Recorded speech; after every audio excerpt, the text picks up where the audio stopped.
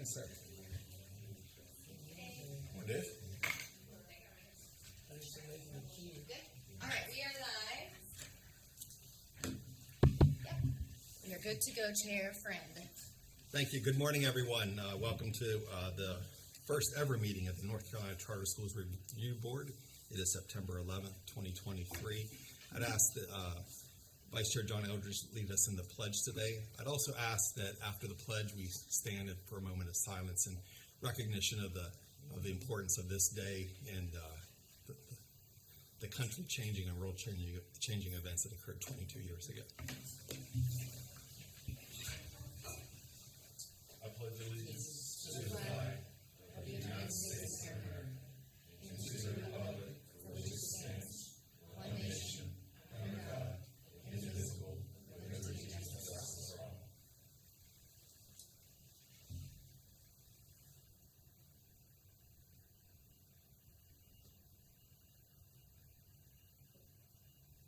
Thank you.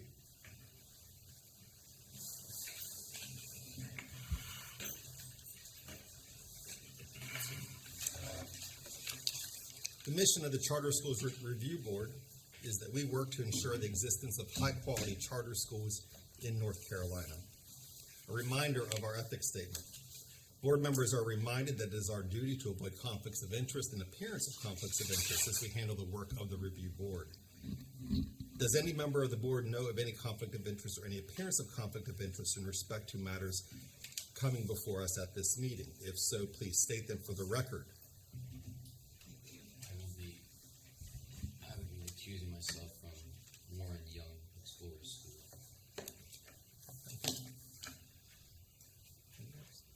If during the course of the meeting you become aware of an actual or apparent conflict of interest, please bring the matter to the attention of the chair. It will be then your duty to abstain from participating in discussion on the matter and from voting on the matter. First item of business is to approve the meeting agenda. The meeting agenda is before us. Special thanks to the Office of Charter Schools for having to juggle the agenda the last few days. There has been some changes to the agenda. We will no longer be hearing as originally planned, there were two schools that had asked for reconsideration. Those have been moved to the October meeting. But can I get a motion to approve today's agenda? Mr. Chair, I would call a motion to approve the September meeting agenda as written. Second. Had a motion and a second. Any questions? All in favor, please say aye. Aye. Any nays? All right, passes unanimously. We had a special meeting in August. We need to approve those minutes as well. Those minutes were provided to us as part of our board items today. Can I get a motion to approve the August special meeting minutes? I'll move to approve those minutes. Maybe say as amended. As amended, correct. Yes. I second it. We have a motion and a second. Any questions? All in favor, please say aye. Aye. Aye. Any nays? No? Okay. Well, I will hold off on introducing our new board member when he arrives, so we'll put him on the spot when he arrives. This is our first meeting as the Charter School Review Board. As many of you know, the Charter School Review Board was founded through legislation earlier this summer. I would just ask that members are reminded that our work is focused on ensuring high-quality charter schools in the state of North Carolina. The bar was always high whenever we were CSAB. Perhaps the bar is even a little bit higher now, given that we are the final determiner of who would receive a charter, who would not receive a charter, and the renewals as well. So I know we all take our work seriously.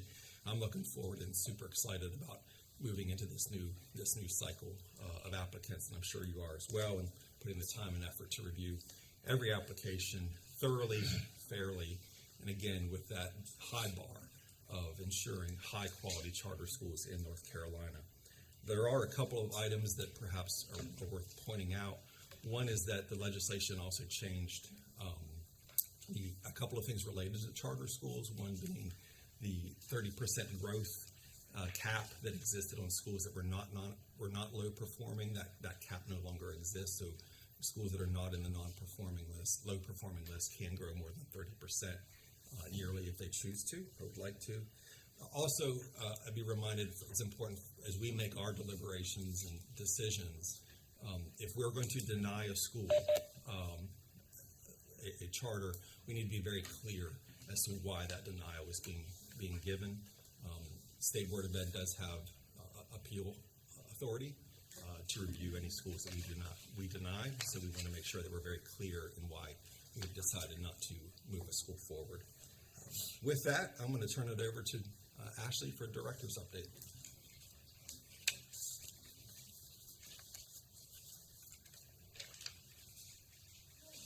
Good morning, everyone. This is Ashley here with the Office of Charter Schools. So a couple of things. First, you have revised and a proposed 2024 calendar in front of you. It's also on e-board. So for this year, we did have to revise October. We previously had us scheduled to meet during the AIM conference. So we've changed that. The new dates will be the 17th to the 18th, which is a Tuesday and Wednesday, which is a little different than what we normally do. But I believe this room was already reserved for Monday. Otherwise, the calendar is the same as 2023, and we would encourage everyone to come to AIM if you're able to the conference here. And then in 2024, you also have a proposed calendar. I have not received any concerns or feedback on that. We have one meeting in November, which would take place. I think that's also a Tuesday, Wednesday, so account for Veterans Day.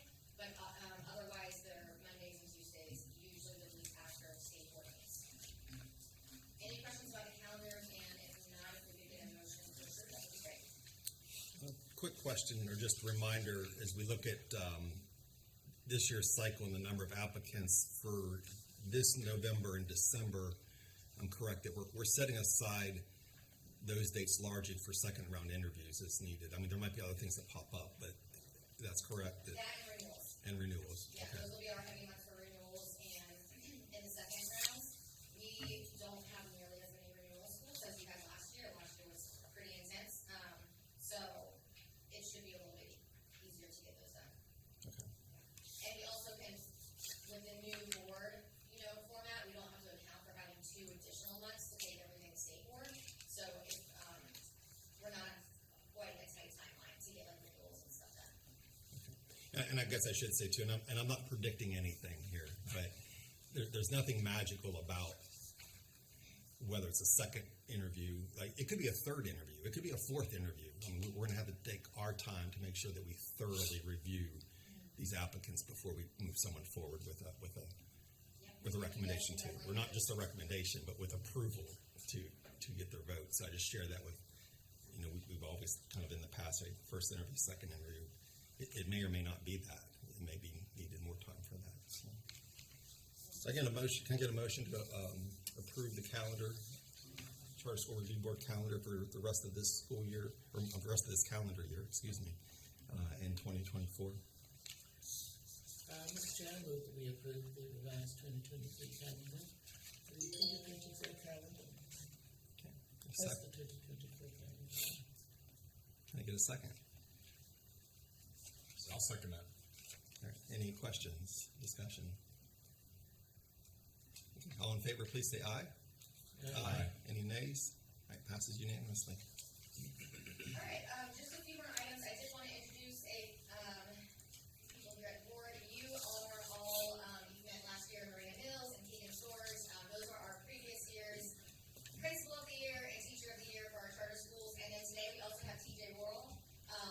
So he was last year's, I guess this current year's, Principal of the Year from NEAT. And then we also have Ryan Henderson, and he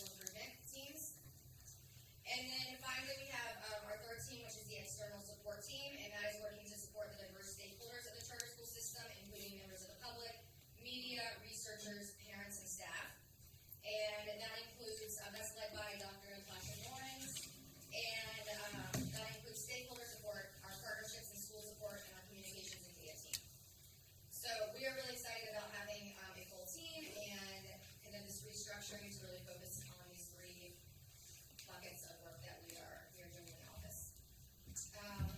And I think that's it for updates, unless anyone has any questions. Congratulations to the new staff members. We look forward to working with you. And just want to give a shout out to Ashley and the entire team at the Office of Charter Schools. It's been an exceptionally busy summer, as you can imagine, with some of the legislative changes that have taken place. So Ashley's doing an amazing job of leading that office. So thank you, Ashley, for all your hard work, and now that the teams as well. It's very apparent when we review like the applicants that are before us today, the detail that the reviewers went in and made comments as well. So thank you for your hard work there. I'm going to go back on the agenda ever so slightly, and I'd like to introduce, not only are we new as the first time ever being the Charter School Review Board, we have our newest member of the Charter School Review Board, Mr. Quigley. Welcome, and it's good to have you back as well. Yeah, so you want any words of wisdom? So, but we're thrilled to have you back, so thank you. I know you'll bring a lot of valuable insights. There's a lot more traffic than there used to be. I didn't plan accordingly. That's all right. So, okay, with that, I think we're ready to hand it over for amendments. Good morning. Thank you. It's Steve, consultant with OCS. I have two amendments before you today for mission statements. I did provide you with an executive summary on eBoard for your reference if you want to follow along with that. The first amendment is News Charter School's request to amend their mission statement. News Charter School is in Johnston County, and they currently serve about 900 students in grades K-12. They've been in operation since 2007. The Board of Directors would like to change the mission statement to reflect the current state and direction of the school. It was drafted by founders. The original statement was drafted by their founders, and it served well for many years. But the board and school leadership believe the proposed new statement, not only provides a better understanding of the direction of News Charter School, but also will be relevant and applicable for years to come. The change really removes old wording, and in its place, it's much more succinct, direct, and applicable to the direction of the school. So the original charter statement was, News Charter School provides innovative approaches to learning by focusing on high academic standards, critical and creative thinking skills, character development, technology and computer information skills, and multicultural experiences for grades K-12. All stakeholders work cooperatively to ensure the NCS community empowers every individual to achieve his or her maximum potential. The new proposed mission statement. News Charter School educates K-12 students through a personalized approach to growth and achievement. High expectations and a focus on diverse perspectives provide students with the knowledge and skills necessary for success in a global society. This was crafted by the News Charter School staff, board of directors, parental input, and they are requesting an approval of their new mission statement today. Thank you. Would anyone like to make a motion on this request for a revised mission statement? Can we discuss or ask a question? You can discuss first, sure. I would like to know what they mean by that. There's perspectives. Dr. Blackwell was Or perspectives. Dr. Blackwell was on there, but I did have the privilege of helping to develop this mission statement when I was at News Charter School. So the intention behind diverse perspectives was making sure that what the students were seeing in what they were hearing every day and learning from through curriculum resources, that they were able to see diverse cultures, races, all of those things in the materials that are being taught and in the activities that happen at the school. Thank you. Any other questions?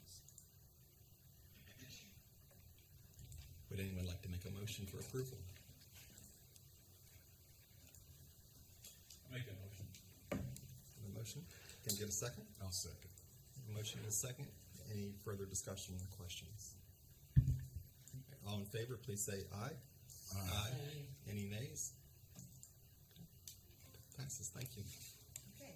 And then the next one that we have is for Casa Esperanza Montessori Charter School. They are also asking to amend their mission statement. Casa Esperanza is a public charter school in Wake County. They are currently serving approximately 700 students in kindergarten through 8th grade, and they've been in operation since 2003. Their board of directors wishes to change the mission statement to reflect the current state and direction of their school. They've gone through several significant changes since their mission statement was drafted, including moving into a new building, changing their leadership structure, and board participation. So the changes are all in furtherance of strengthening the mission and overall success of Casa Esperanza. As a result of the recent changes and the completion of an updated strategic plan, the board felt the need to revise the mission statement to better align with the local and global community and the direction of the school. They did review and discuss the mission statement with their strategic planning committee and the board of directors, and so the proposed statement was approved by the board of directors on August 17th. The old mission statement is, Casa Esperanza Montessori educates students using the Montessori philosophy and Spanish language acquisition in a way that develops independent, self-motivated individuals who possess the critical thinking skills necessary to become responsible global citizens. The new mission statement, Casa Esperanza Montessori's mission is to foster a culture of independence, inclusivity, critical thinking, and a sense of global responsibility by using elements of Montessori philosophy and Spanish language acquisition. This was again developed between the charter school staff, parents, and board of directors, and they are asking for approval today to update their mission statement. Thank you. Any questions regarding this proposed change?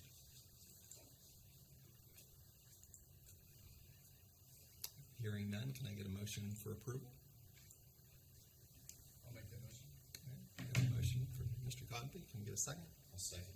Mr. Sanchez, second. Any questions, discussion? All right, hearing none. All in favor, please say aye. Aye. Any opposed? Okay, thank you. All right, next on the agenda is Ms. Racky and charter school applications. Good morning.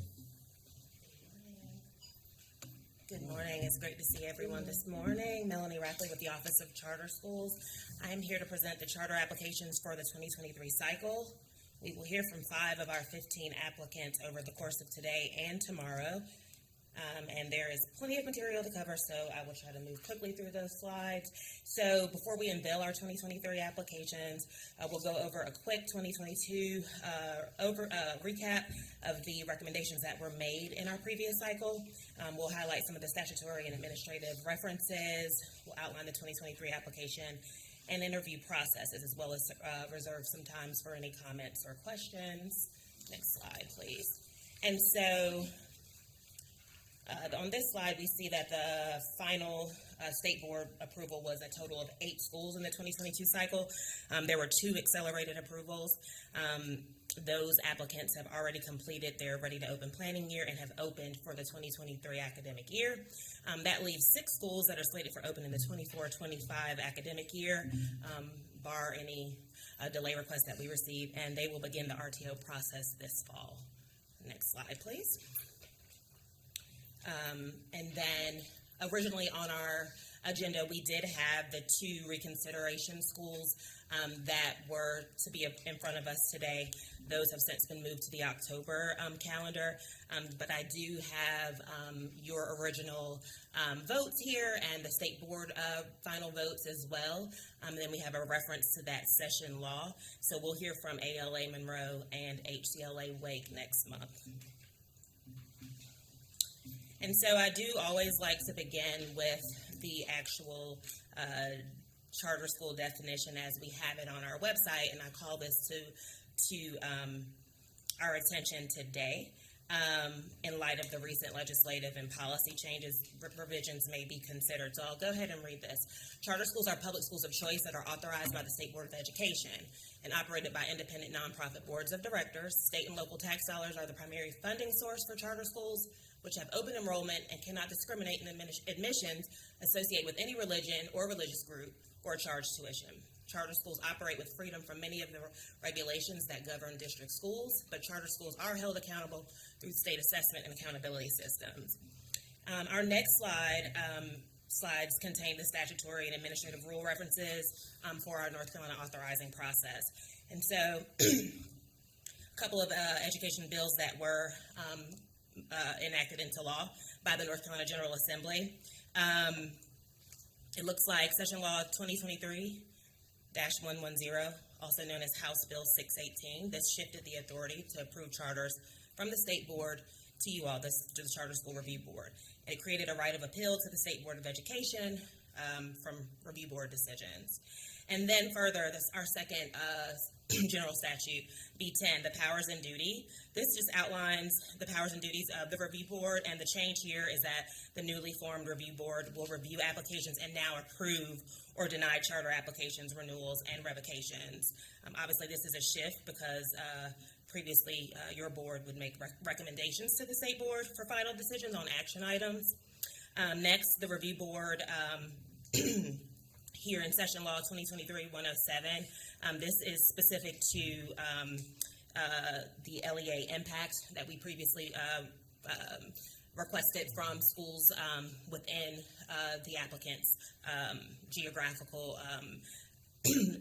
identification. And so according to this session law, it states that the review board shall not consider the alleged impact on the local school administrative unit or units in the area served by the charter. So we no longer, when you see our slides later, we had a template, you'll no longer see the LEA impact there. That'll just read as not applicable. And so just further, General Statute 115C-218.2, there's just strike-through language that I provided here, illustrating the legislative change from advisory to review board. And then all references herein are hyperlinked for accessibility on our e-board platform. But this statute does allow our applicants to correct their applications. The Office of Charter Schools has provided each applicant with a minimum of 5 days for correction during what's known as our completeness check phase. And then obviously the opportunity to address the review board is the capacity interviews, which will commence today. Our next slide, please. And so our first statute here pertains to our fast track replications. We do not have any for the 2023 cycle. And then our rule here, 0508, this established the charter school application timeline, the application fee, and factors to award charters based upon their academic, financial, and governance plans within the application.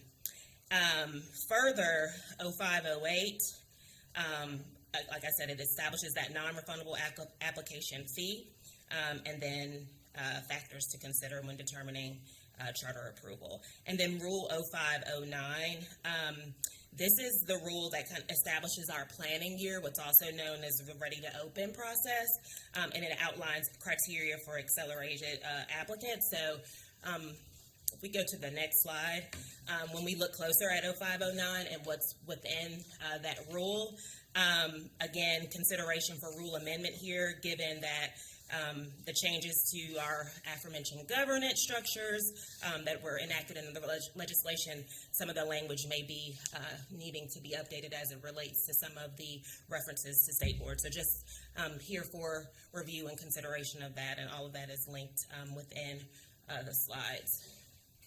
So if you guys want to move on to the next slide, we have time for any questions or comments at the end. And so here we have what's the delineation of duties between the Office of Charter Schools and the Charter Schools Review Board. The Office of Charter Schools has already completed the duties that you see on the left, and we continue to notify applicants at each stage of the process. And then today, Review Board, you will make one of the 3 recommendations as in the past. What's new here is that, again, instead of recommending, review board, you will approve, deny, or request a second interview. And then also, if you do render a denial decision, the applicant, as Chair Friend stated earlier, now has appellate rights under General Statute 115C-218.9. Next slide. Okay. And so, at the close of every application cycle, each application is assigned to 3 evaluators. The external evaluators represent a diverse cross-section of educational and industry experience. Every application has also been evaluated by an Office of Charter School staff member, and then members from the NCDPI and Exceptional Children's and Multilingual Divisions. And so every applicant has been provided with the summary feedback document in preparation for their scheduled interview, and then each section within the application is graded and commentary has been provided.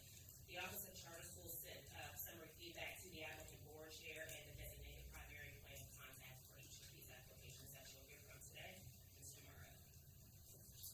And so what our interviews look like, as in years past, is a 1 hour duration of time. We will hear from 2 schools today and then 3 tomorrow. And so Office of Charter Schools typically just makes the introductions that include snapshots, geographical and demographic data. We also now have some really cool tools. We have Tableau dashboards that also allow us to look at more dynamic reporting. The visuals that you'll see later are static in view, but we do have the capability to look closer at county and geographical profiles should you request that. The Tableau dashboards also have, it allows us the ability to see household income and then population density layers given the geographical areas. And then the petitioner will be allowed 10 minutes following the Office of Charter Schools introduction, and then 25 minutes for review board question and answer. And then the petitioner will then be given 10 minutes for closing statements, and then review board will have a final 10 minutes for deliberation, motioning, and voting. And so then on our next slide, the round 2 interviews are more abbreviated in nature. Just important to note that any accelerated applicant, their second round would be in the month of October. All other second round interviews under the traditional timeline will be held in December, and to Chair Fred's insistence that there may be additional rounds of interviewing that may be needed in light of our new structure.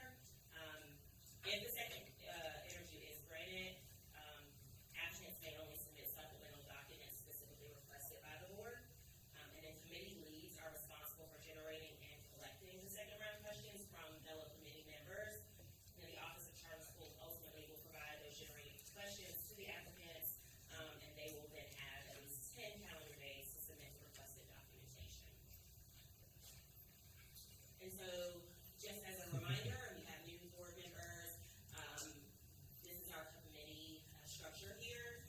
The Performance and Policy Committee, and so Ms. Rita Hare is the committee chair for performance, and then Mr. Eldridge for the policy committee. So, again, all this has been provided for reference for you all.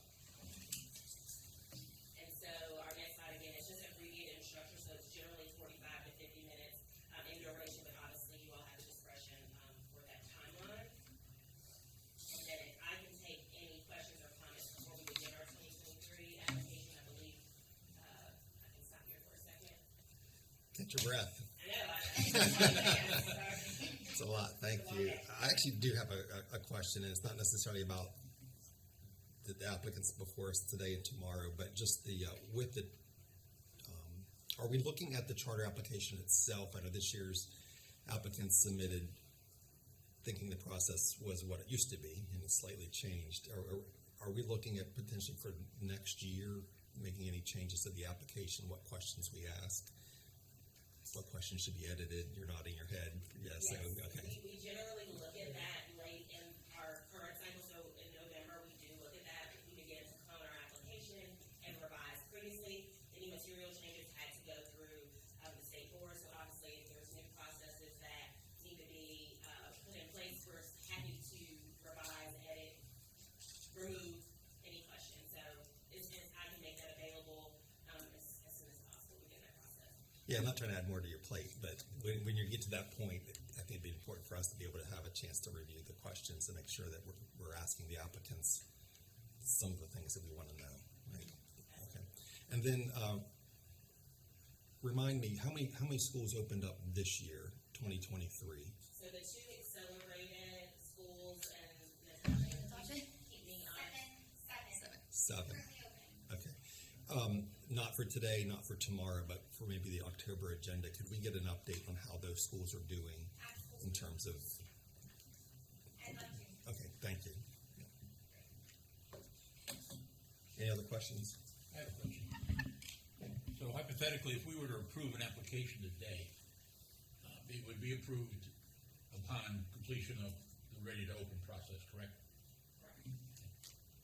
And so that ready to open process currently begins each September. And so again, that's based upon our rule and all that we have put in place previously. So if we need to kind of reconsider that timeline, but again, ready to open does begin annually in September. So if schools are approved, they don't move into the ready to open process. And I would also like to add some clarification, just on things I've recently heard that I think are confusing.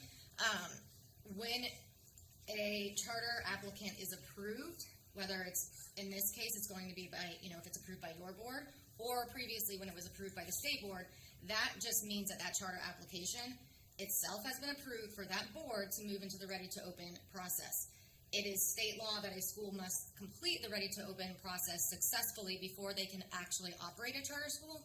And all of this takes place, the entire ready to open process, which is sometimes a year to 2 years, even longer if you're in a delay, before any state funding flows to a charter school.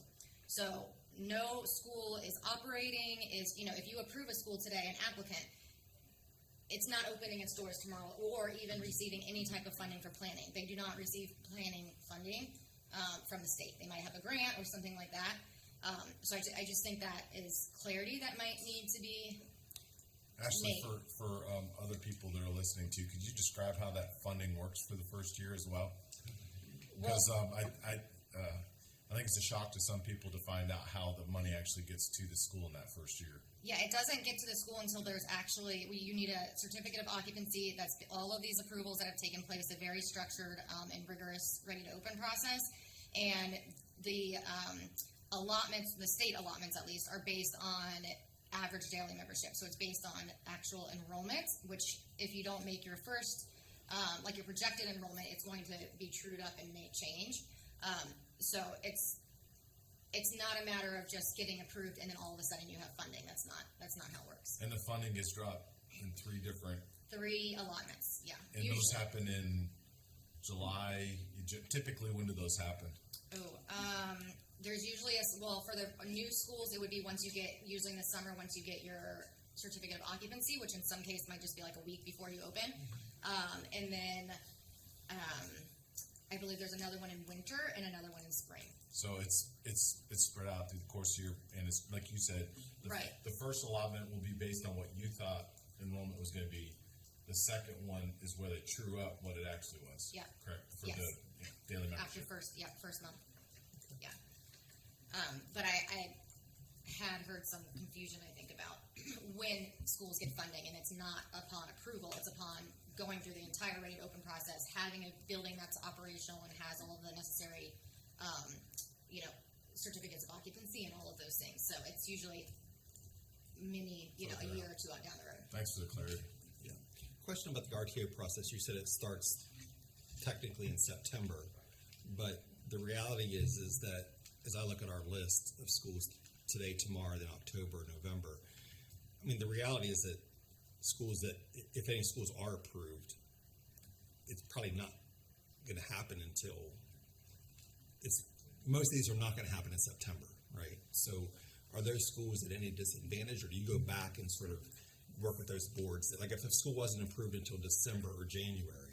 So the way it generally, again, there's always 2 timelines to consider, and so the only schools that would start in September, as in this month, would be the accelerated, because they're opening in the following school year. Our other applicants are opening 2 school years, 25-26 school year, and so there is significant wait time as it relates to that.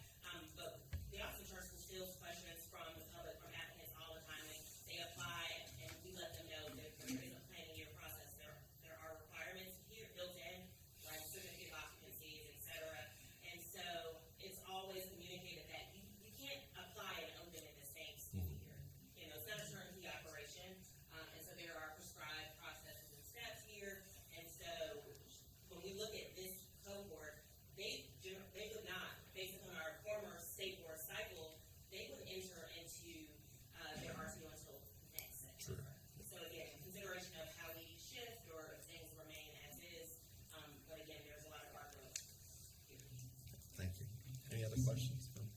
Ms. Racky?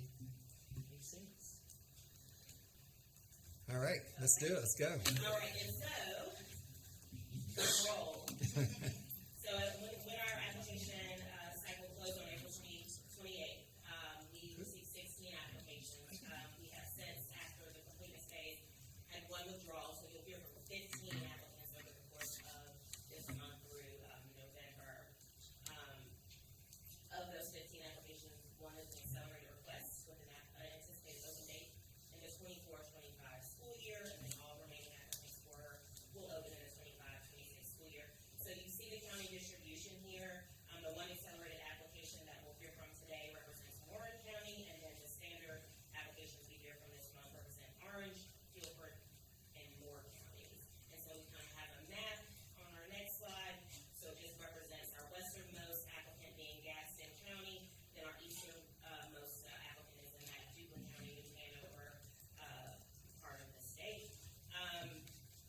One slide that I actually failed to include, which my wonderful OCS application team, Dr. Bill, helps with that.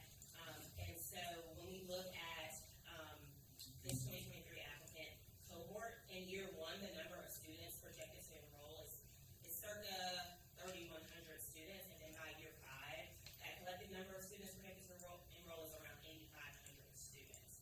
And these are raw numbers based upon the provided enrollment projections, and they do not account for like the differing timelines, so the accelerated versus the standard. So it just looks like it grows gradually. Like I said, 3,100 students in year one, rounding up to 85 students by year five.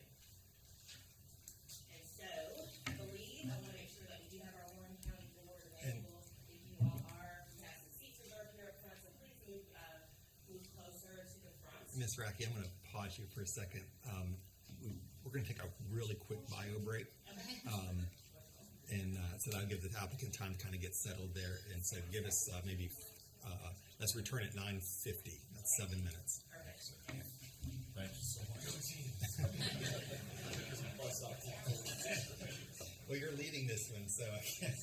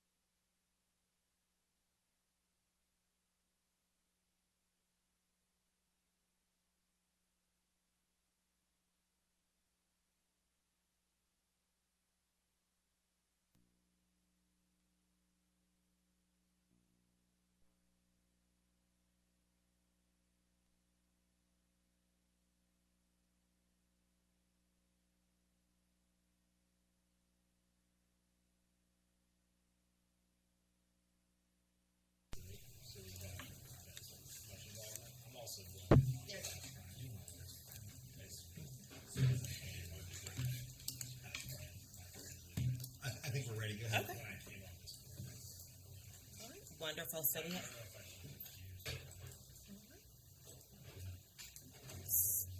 we have the Warren Young Back in Explorers. action, guys. Dave, I don't have a gavel. Can't do that. You got three. Okay. So our first applicant today, our accelerated applicant, Warren Young Explorer School. Their mission here is Warren Young Explorer School creates a child-focused, place-based learning environment that motivates students to be purposeful, creative, ethical, and compassionate leaders while building a healthy future for themselves, their community, and the planet. So Warren, yes, proposes to be a K-8 school, rounding out with 576 students. They do plan to participate in the National School Lunch Program and will pursue CEP when they become eligible. They do propose 2 passenger vans and purchase of used buses. Warren, yes, will use a weighted lottery. It has already been an accelerated facility check conducted by our Director Vaquero in Norlina, North Carolina. Ms. Vaquero was there in late August. Warren Yes is not a repeat applicant. They did receive application assistance by Leaders Building Leaders. They do not plan on partnering with a management organization, and the application was deemed complete by the Office of Charter Schools. And so these enrollment projections that you see are based upon pulling students from Warren County, so a total of 455 students that were slated in their budget, and then an additional 27 students from Vance County by year 5. And so here we have a demographic map here. We look at the area code that Warren Young Explorer Schools is slated for open in 27563, but you see Warren County as a whole. There's 1 charter school, Haliwa Saponi, in Warren County, and then 7 traditional schools within the district. And so you also here you have their demographic projections that was provided by the applicant. The Office of Charter Schools input that here, and then it actually compares those to Warren County. And so you'll see things like the economically disadvantaged status, and then various other subgrouping comparisons to Warren County as a whole there. And so the Warren Young Explorers Board is here today. Ms. Carla Norwood has been the primary contact for this application and the board chair. There are 8 members here today. We have 7 in person, right? And then 1 remotely joining us today. I think that's Dr. Russell. And so at this time, I will allow Ms. Norwood to come forward to begin her 10-minute intro statement. I think she's passing it to Ms. Hunley, who also has been in contact with the Office of Charter Schools. So we'll welcome Ms. Hunley and the Warren Young Explorer School Board. Good morning. Good morning. Can you hear me all right? Yes. Alrighty. Good morning to the Office of the Charter School Board and staff. I'm Caroline Hundley, and I'm proud to introduce my fellow board members. Board Chair, Carla Norwood. Vice Chair, Tanya Hall. Secretary, Jenny Rogan. Treasurer, Amy Cooper. And Danny Lou Hundley and Aaron Reagan are here in person, as well as Dr. Damara Russell, who's joining remotely from her medical practice in Warrenton. We are the founding board of Warren Young Explorer School, or Warren Yes. Our shared passion is to create a more child-centered, place-based, and creative school option that highlights the best of what Warren County is and can be. I'm going to begin by describing the factors that underscore our proposal for accelerated opening, then briefly introduce the expertise of our board members that contribute to make this vision a reality. While our proposed charter school meets the majority of the factors for acceleration, there are several that align with the greatest needs of the Warren County community. The most pressing of those is our potential to contribute to economic and educational development of the region. Warren County is our home, and together we have a demonstrated long-term commitment to it. Our vision for Warren Yes is based on our lived experiences here, many of them lifelong. However, we recognize that our community has deep challenges with regard to economic and educational development. Warren County is a Tier 1 economically disadvantaged county with the lowest average wages in North Carolina. The county has struggled for decades to attract high-quality jobs. In this context, a great school system would be an asset, but a poor school system is an obstacle. For example, a board member's husband previously served as Warren County's Economic Development Director, and in that role, he witnessed directly how the county's poor educational performance deterred businesses from locating here. Since the year 2000, enrollment in Warren County schools has declined by 46%. This brings us to obstacles to educational reform. There's an urgent need for improvement. However, Warren County schools have remained consistently low performing. According to most recent data, of the 3 district elementary schools, 2 received an F, 1 a D, and the middle school also earned an F on the state report card.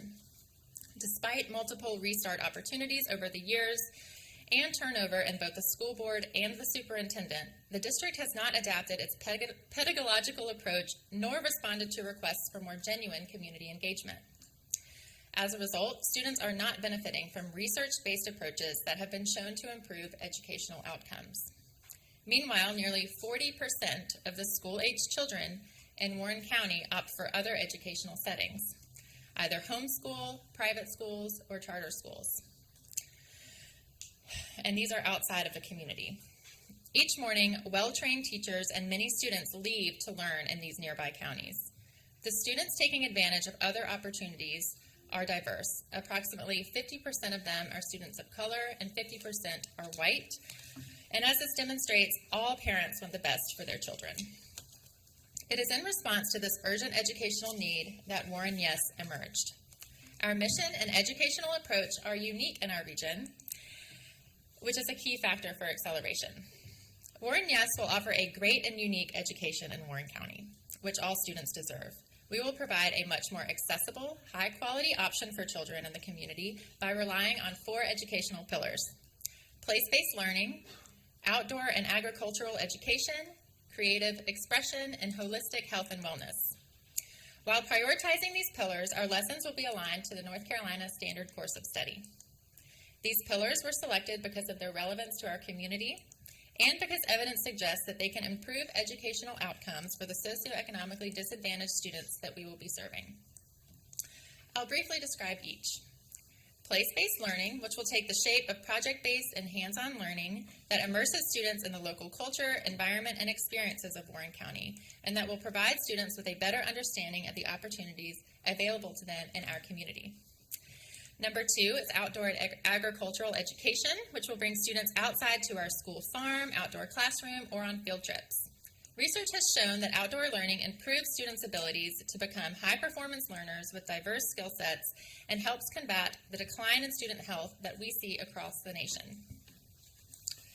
Our third pillar is creative expression, which will give students the tools to process and respond to what they are learning in multiple ways, including through making art, music, performance, growing food, or through hands-on vocational skills. Our fourth pillar is holistic health and wellness, which will promote community-wide physical and mental health through plentiful opportunities for physical activity, including all-school recess, access to locally sourced and healthy meals, and a nurturing classroom and school environment that is mindful of social and emotional well-being and learning. This focus on health is critically important. Warren County ranks 92 out of 100 counties in terms of health outcomes, according to Robert Wood Johnson Foundation. Regarding factors 4 and 6 for acceleration, Warren Yes will benefit from the support of Central Park School for Children in Durham, a charter school that has been successfully educating children for 20 years. The leadership at Central Park has already provided us with guidance on educational plans, budgeting, and policy. In addition, we have begun developing a relationship with the Old Mainstream Academy in Pembroke, which offers a rural counterpoint to Central Park's urban perspective. We are also pleased to report that we have identified a facility for our school, a historic former school in the heart of Warren County. Repurposing this property will further contribute to Warren County's economic development. Based on our recent conversation with the town administrator, we believe that we will have no trouble obtaining an educational certificate of occupancy. The property is available both for purchase and for rent, and we are in contact with the property owner who provided a letter of interest in support of our application.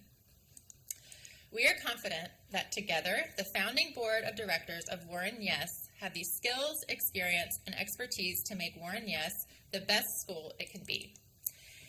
A school that both inspires and draws inspiration from our community. Our board is made up of the following individuals. I'm Caroline Hundley. I'm the mom of a 9-month-old, and I'm the project director of NC State University's Farm to Early Care and Education Initiative, where we connect young children to fresh, healthy local food. And I have over 10 years of experience in farm to school and farm to child care. So I bring a wealth of experience and knowledge in outdoor education, garden-based experiential learning, as well as locally sourcing meals and snacks in schools, public schools, as well as child care settings. Danny Lou Hundley is an effective teacher, well-trained mentor, teacher observer, and educator who has served as a pre-K to 12 principal in most of Warren County schools. She has a strong curriculum background in innovative teaching strategies and has turned around several low-performing schools. Her educational background includes writing the grant for and opening Warren Early College High School, the most successful school in the county, and serving as its first principal. Erin Riggin is a mom of 3 and special education and elementary teacher. She is Warren County's District Level Teacher of the Year in 2016. Erin is passionate about meeting children's unique learning needs, building relationships with students and families, and ensuring that Warren County has a school where children will be loved, supported, and inspired to learn. Jenny Rogan has worked in environmental education and community engagement for over 10 years. Jenny also attended a child-centered and community-focused school from 5th through 9th grade and understands the immeasurable value of an education like the one Warren Yes will provide. Amy Cooper is a native and current resident of Warren County. With her experience as a school counselor and as a current mental health counselor in Warren County, she has seen many students and families with unmet needs and is excited to support Warren Yes in offering a holistic education that includes emotional and mental health well-being. LaTanya Hall brings a wealth of knowledge in the early childhood education field, as well as years of experience in business and nonprofit administration. She will devote as much time and use as many resources as needed to ensure that Warren Yes provides the best education, as well as the warmest, safest environment for the staff, children, and families that we serve. In addition, she has already received funding from the North Carolina Department of Health and Human Services to open a much-needed new preschool in our community, which will serve Warren Yes's campus, which will share Warren Yes's campus. Dr. Carla Norwood is a native of Warren County. She is a mother of 3 children, a small farmer, a property developer, and co-founder and director of Working Landscapes, a 12-year-old nonprofit that employs 15 local staff. Carla has expertise in historic building reuse, grant writing and administration, community engagement, and farm-to-school programming. Dr. Damara Russell, joining remotely, is a family medicine physician who is also a Warren County native and product of Warren County Public Schools. She's a business owner who has returned to Warren County to provide medical care to the underserved community via both a for-profit and nonprofit clinic locally. She hopes to bring a love for education, a love for her community, knowledge in health and wellness, along with her business experience in operating a nonprofit organization. Thank you for the opportunity to speak with you. We look forward to getting started. Hey, thank you for that. You're welcome. Thanks for having us. So we have 25 minutes now as a board to go ahead and discuss the application. Warren, if you guys will keep in mind, we're going to be tossing questions out. You might want to be jotting down, and if we ever get to a point where there's a question we need kind of an answer right at that time, someone will just need to step up to the mic. Don't answer from where you sit because people at home can't hear you. So if we have something we need you to answer, just make sure you step up to the mic, okay?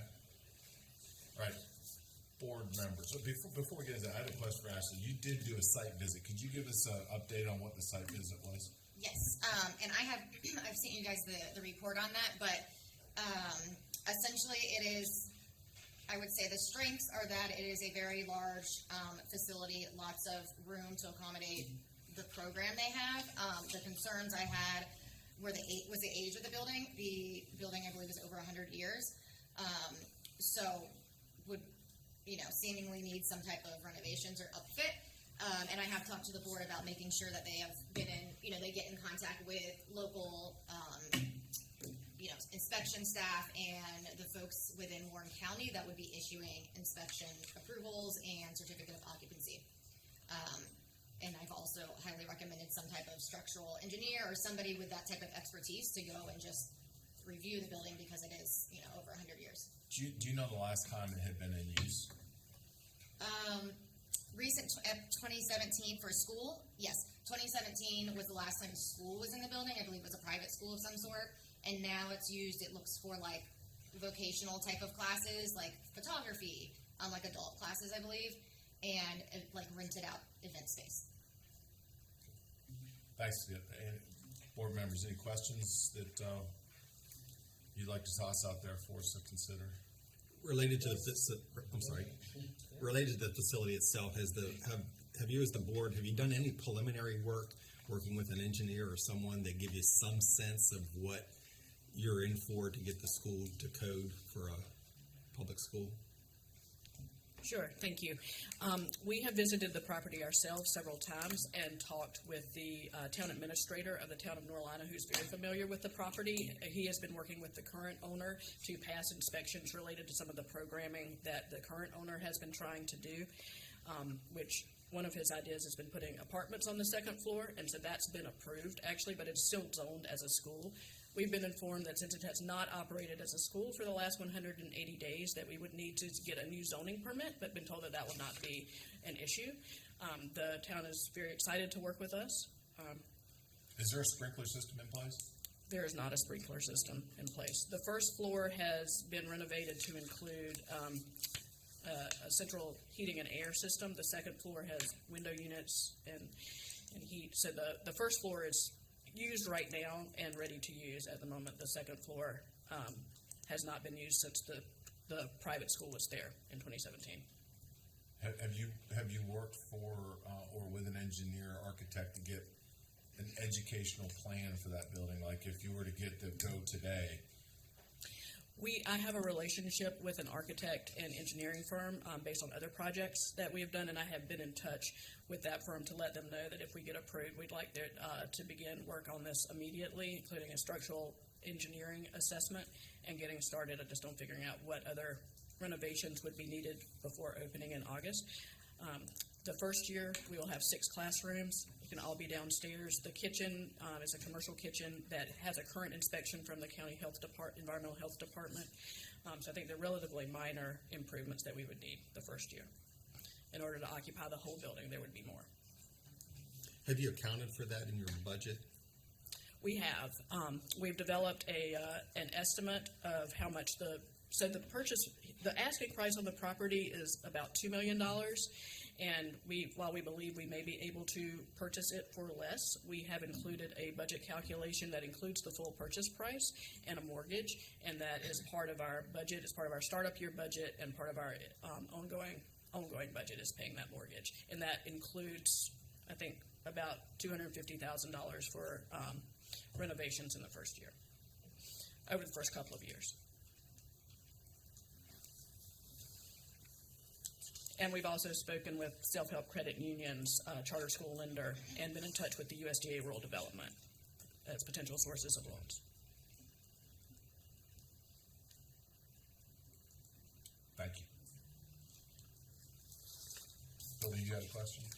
Yes, about enrollment. Table. Year 1 says 20 kids per. That should be 100. They have 96 in the chart. Year 2 would be 43 per 1, 2, 3, 4, 5, 6. They have 258.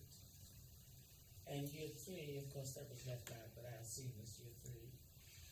They have K through 6, that's 7 grades. That would be 343, so they're 3 under there. Year 4, they would be 2 under, and then year 5, they would be 4 under.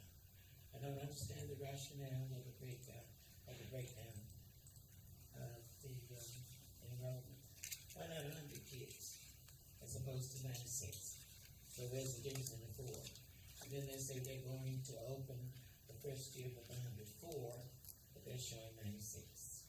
So I'm a little confused there. If they can explain that.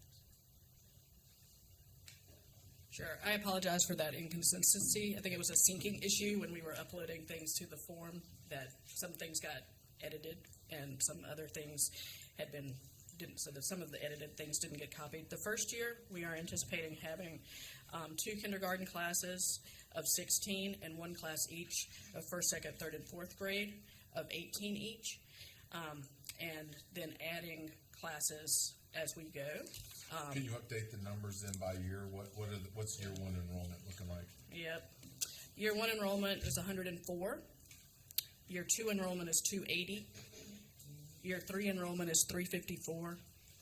Year 4 enrollment is 418. Year 5 is 582. And then gradual growth up to a full enrollment number of 576. While we're here at numbers, all right, so I have to tell you that 104 students with a $2+ million building mortgage and then staffing, all that kind of stuff, makes me a little bit nervous, especially when you guys report, and honestly so, 46% decrease in students in the school system. So my question is, give us an idea about how you're going to get 104 students on day 1. Hi there. Good morning. Can you all hear me okay? Yeah. So I think there's a few different reasons for that. One of which is our informal and formal community meetings and conversations we've had with community members. Pretty much every single person we've talked to is really excited about having another school option in Warren County. The vast majority of that, 40% of families that leave every day, go to a charter school or private school that's outside of the county. And as we'll hear later in this presentation, that has a big impact on the families that live in the county. And I think a lot of them would be very excited to move their child to a school that's located within the county.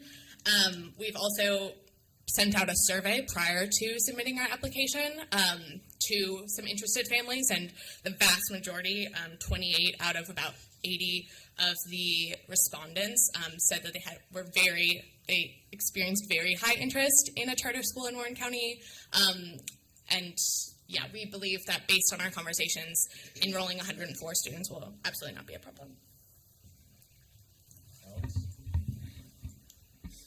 I guess this is more of a comment than a question. I just think, given the past, what we've seen over the last 5 to however many years in schools that start with such a low threshold, that they don't make it. Like, it's just too low. That was my very first. I mean, they're just, even 104, you're 24 students from 80, all the data, whether or not, even with a good plan, everybody always has a good plan. The data suggests that we need to plan for schools to open with 75% of their planned enrollment. And Total enrollment. total enrollment. Their total planned enrollment. So that would be 75 kids. And I just think it's unrealistic for us not to plan for that. Particularly in a rural county, I want schools in rural counties, so I like the idea of having a school in rural county, but I think a school like Wakecraft that over-enrolled day 1, 2,000 kids, that's more an anomaly, and that's Wake County. I think if we look at the smaller schools, they don't hit their enrollment targets. We have examples of that. We have multiple examples. Monroe, Asheville Peak, there's a number of them. Well, we're dealing with a few of those right now. Yeah, you're dealing there is a number of examples. I'm sure the Office of Charter Schools, and I appreciate what you're saying. It's good. I think that you'll have data that says parents are going to come. I just think we need to operate in reality. And regardless of the outcome of this, I would say, and again, not a question, more of a comment or even advice, is to be very diligent in after any decisions made if, say, it was to approve to open multiple meetings to ensure parents are connected as soon as possible, because I can tell you that from personal experience of opening a school last year, I was 54 students short on the first day of school, and I had assurances that they were all coming. So just bear that in mind. It's just experience from our standpoint. Yeah, until they show up in the seat. Okay, yeah. So, like, you would need to be safe, you'd need 130, 140 kids committed to come.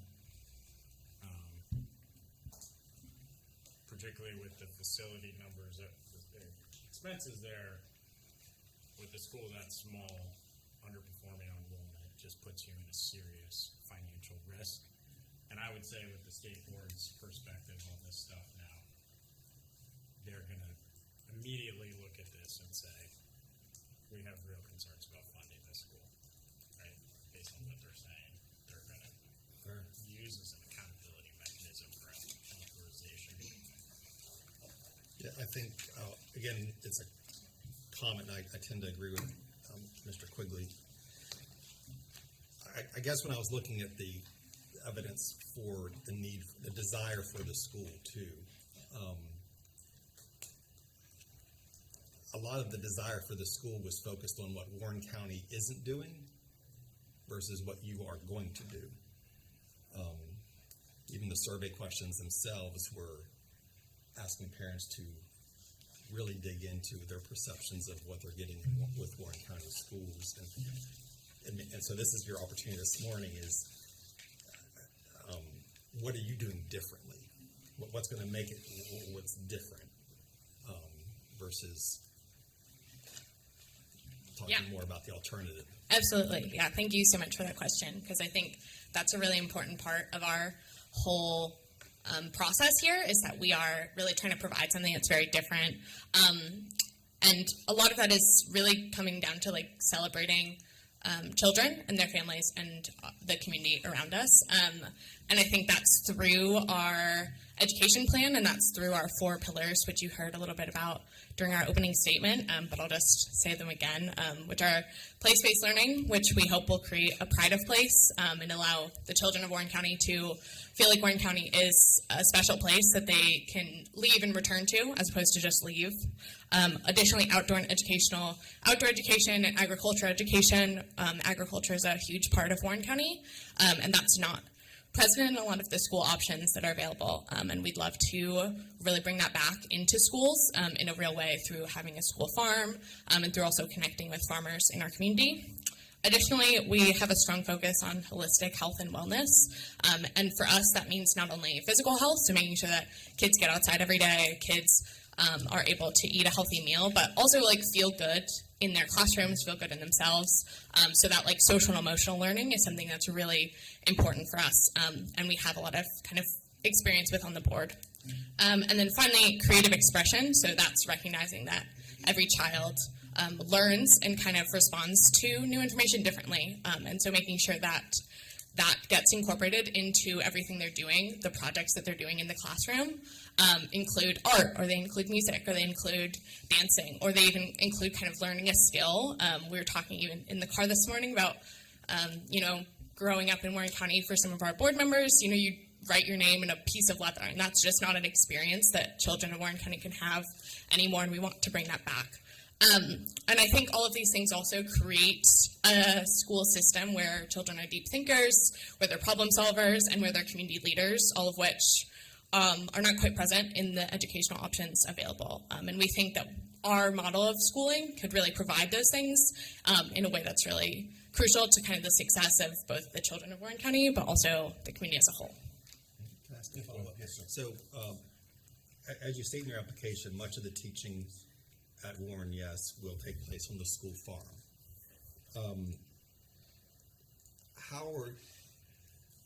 With a K-8 school, how are you going to drive economic development in Warren County as you want to accomplish?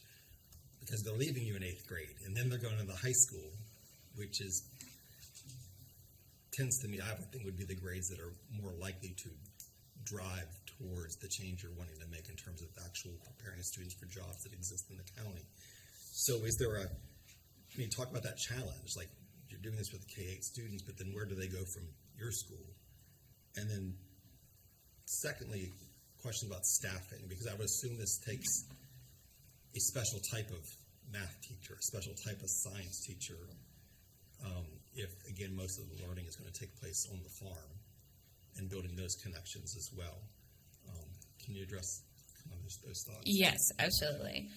I will probably phone a friend about the staffing question, as that's not my area of expertise, but I can talk a little bit about the challenge of kind of being a K-8 school. And I think we're approaching that in two primary ways. The first of which is that we're hoping to kind of establish a lot of community partnerships that can grow beyond even after you leave Warren. Yes, you can still be connected with a farmer that maybe you had a really meaningful experience with, or a small business. We're hoping to kind of foster those experiences, particularly in that like 6th through 8th grade time, so that as you go into high school, you maybe have some adults in your life that own a small business or that farm that you can kind of turn to and perhaps like continue to grow that understanding of like what you might want to do with your future. I think additionally, we also have a great project-based learning focused high school option. We're an early college high school, which I think could lend itself very well to being a school that, a public high school in Warren County that students from Warren Yes then continue on to. I'm now going to turn to my staffing experts to see if they have other things to say about this.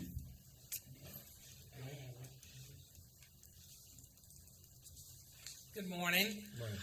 I'd like to reflect on the question about being able to have 104 students. I'm a retired educator in Warren County and speak with my students all the time. They are so excited about the possibility of having a charter school in Warren County for their students. They leave our county never to come back. And our high schools, asking about the vocational classes, we have no vocational classes to speak of, no agricultural class in Warren County schools. At this time, it's been gone for quite a while. And I'm not so sure we wouldn't be a K-12 school, but we're focusing on being a K-8 school at this time and building children's interest in the farm and in gardening. Very few of our students live on an active farm in Warren County. They live on land, but when it comes to farming, I'm the chairperson of the Warren County Farmers Market. They're so excited about coming to the farmers market, and they just don't get educational experiences. I've been principal at elementary schools. Gardens come and go. They just don't continue. And our children are leaving our county en masse. I saw a student the other day that I had. He said that he is actually homeschooling his child at his business because he cannot put his child on a bus with 60 more children in kindergarten and send him an hour away.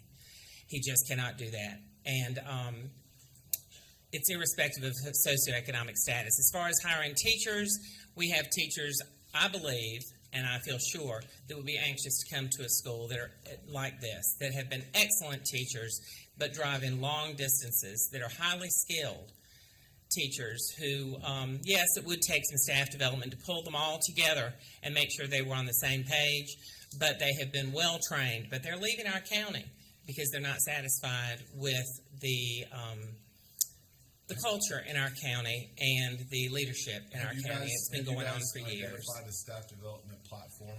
Pardon me? You referenced, because that was one of my questions, is you said that a staff development will be required. Have you guys identified a particular staff development platform?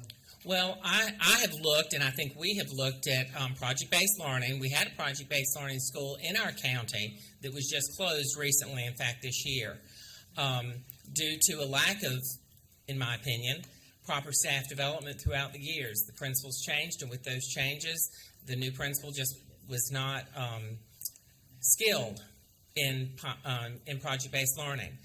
And the staff, because of a lack of staff development, even though they paid what they needed to be a project-based learning school, did not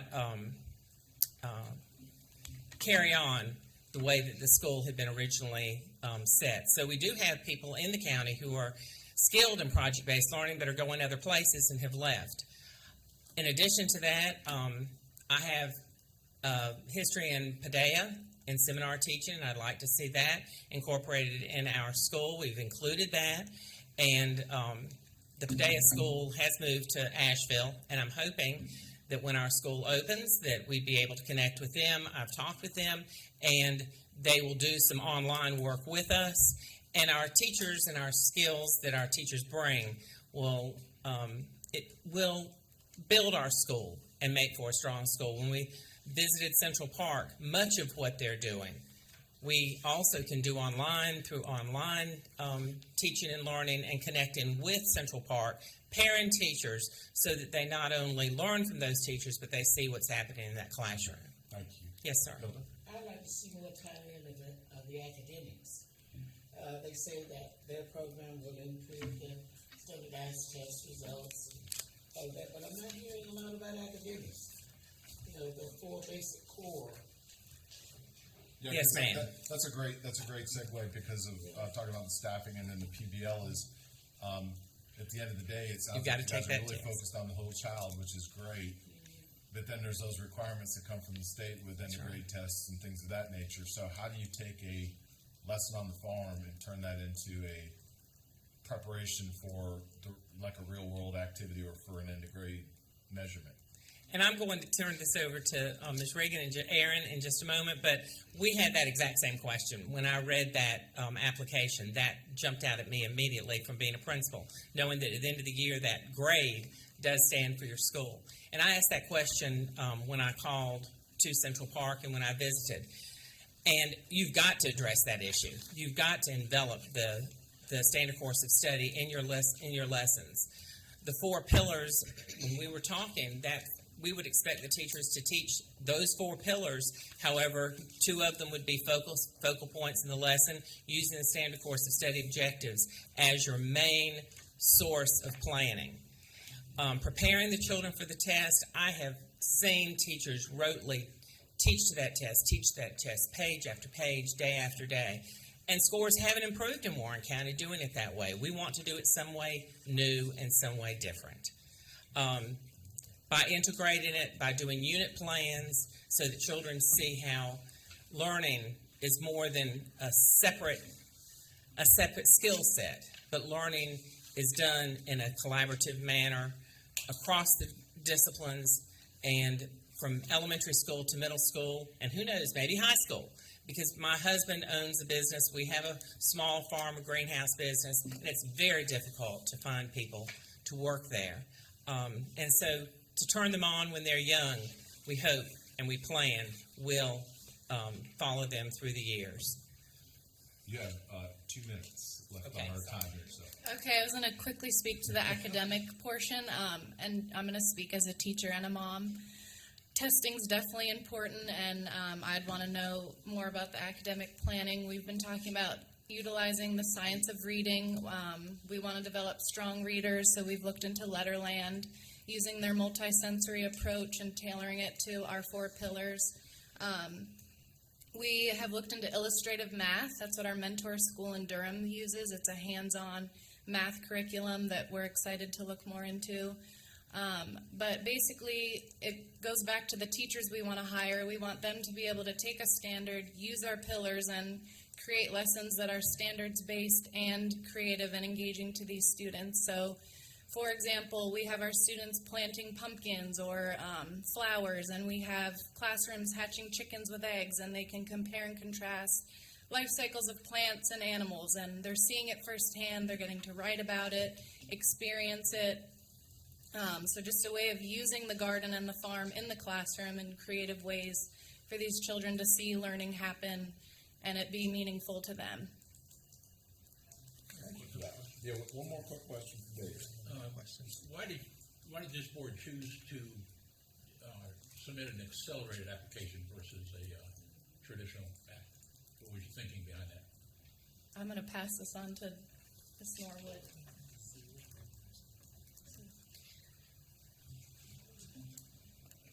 We just see the urgent need in the community and the disillusionment of families who don't know what to do. Families who take their kids out of the county for schools elsewhere, or families who have their kids in Warren County schools. My kids are in Warren County schools right now, and you know, I've had to put my kid on ADHD medicine because he has to sit still all day long and can't move, and often doesn't get recess and able to move around or have a snack or be a human. Anyway, so I think there's just an urgent need, and we see that people really want what we're offering. We've had really strong positive response to not only to it being Warren Yes being an alternative, but to the specific ways in which we're providing an alternative that really is attuned to our community and what's great about our community, and how we can work together collaboratively to build a school system that people have confidence in, that people trust. And we think we have the team to do that, and we think we have the team to do it quickly. But the facility has to be ready. Yeah, thank you for that.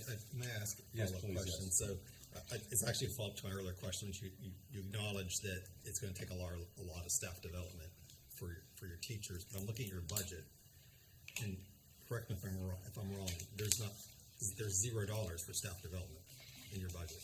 So it's part of the salary budget, actually. So I work in the nonprofit sector, and we typically include it in the salary line. And the way that it is in the budget that you had, it was consulting, and I didn't think it would necessarily be a consultant that we hired. So anyway, it's in there. There's also funding in the educational materials and supplies that could be used for training and development as needed. And we believe we may be able to do some fundraising to integrate particular innovative teaching methods or strategies such as peaceful schools, and have some of the professional development that could accompany those paid for by sources that are not in this budget. We've in $700 per person is sort of in the salary calculations for professional development. I don't see any money allocated towards instructional technologies as well. So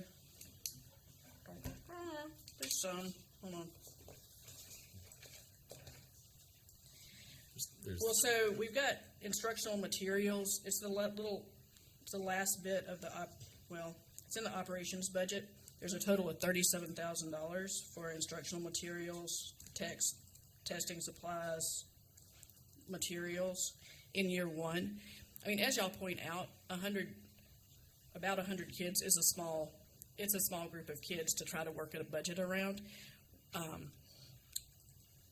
We've I think done our best trying to allocate resources so that we're focusing on the learning needs of the children, as well as providing teachers the support that they need to focus on their classroom activities. We have 4 teaching assistant positions in this budget, and if we needed to reallocate those positions to some other things, we could do that. We'll have 6 classrooms. And this doesn't include any other types of fundraising or income earning that we anticipate doing. Okay, thank you. We've reached we're actually going to be on our time limit for questions, so we give you 10 minutes now for a closing statement.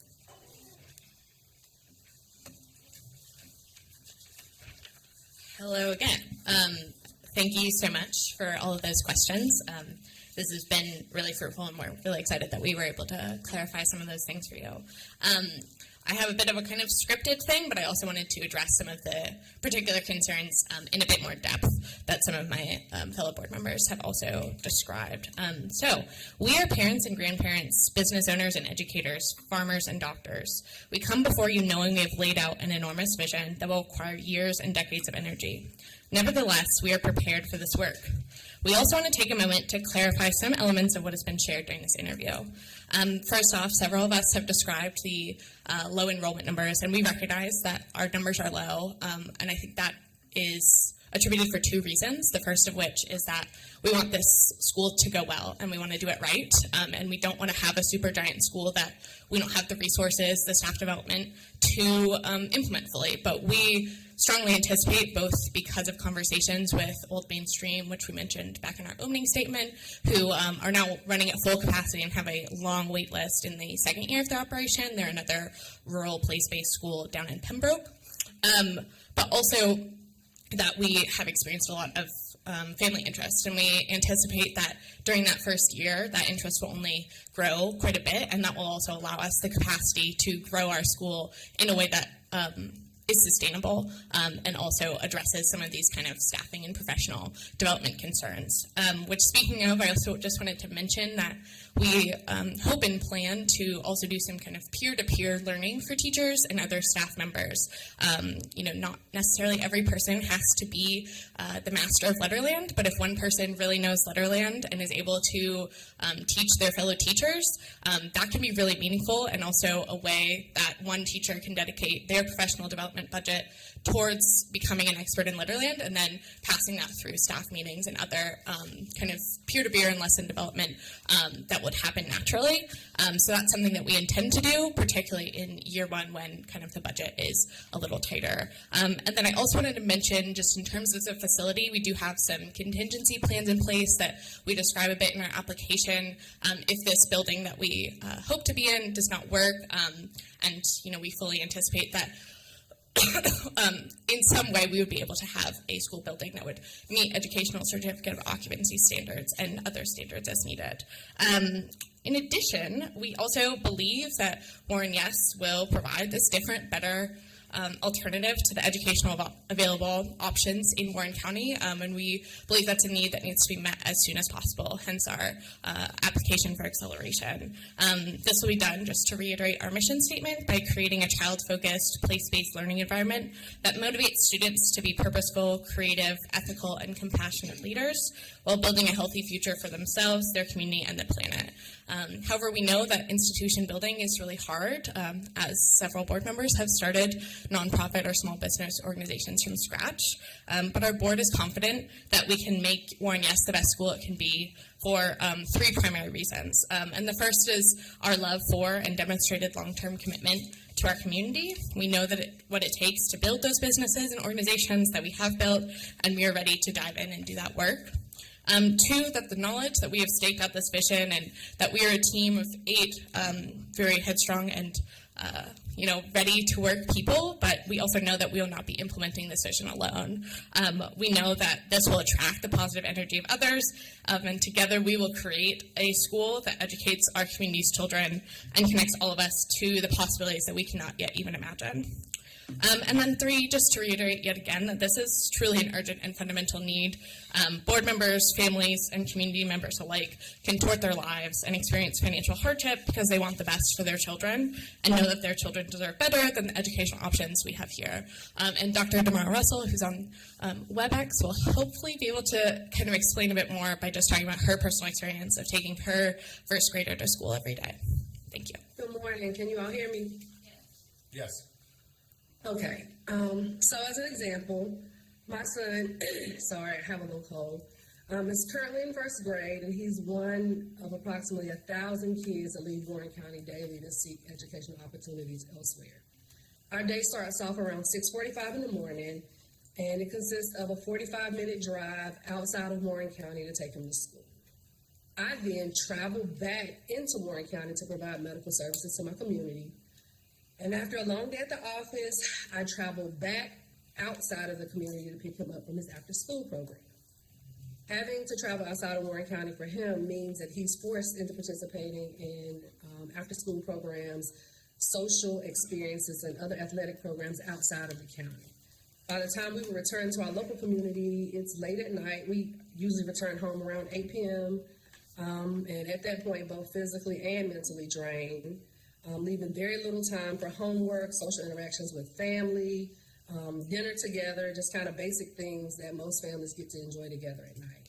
There are many other children and families of all races and socioeconomic backgrounds that are experiencing the same or similar routines that we experience every day. I know this because I have very good relationships with my patients in my office. I hear some of these same complaints from some of my patients, at least weekly, if not daily. So there is a mass exodus of our children being bused from Warren County daily, seeking other educational options in other places. So Warren Yes will be an awesome and welcome asset to our community once we get started.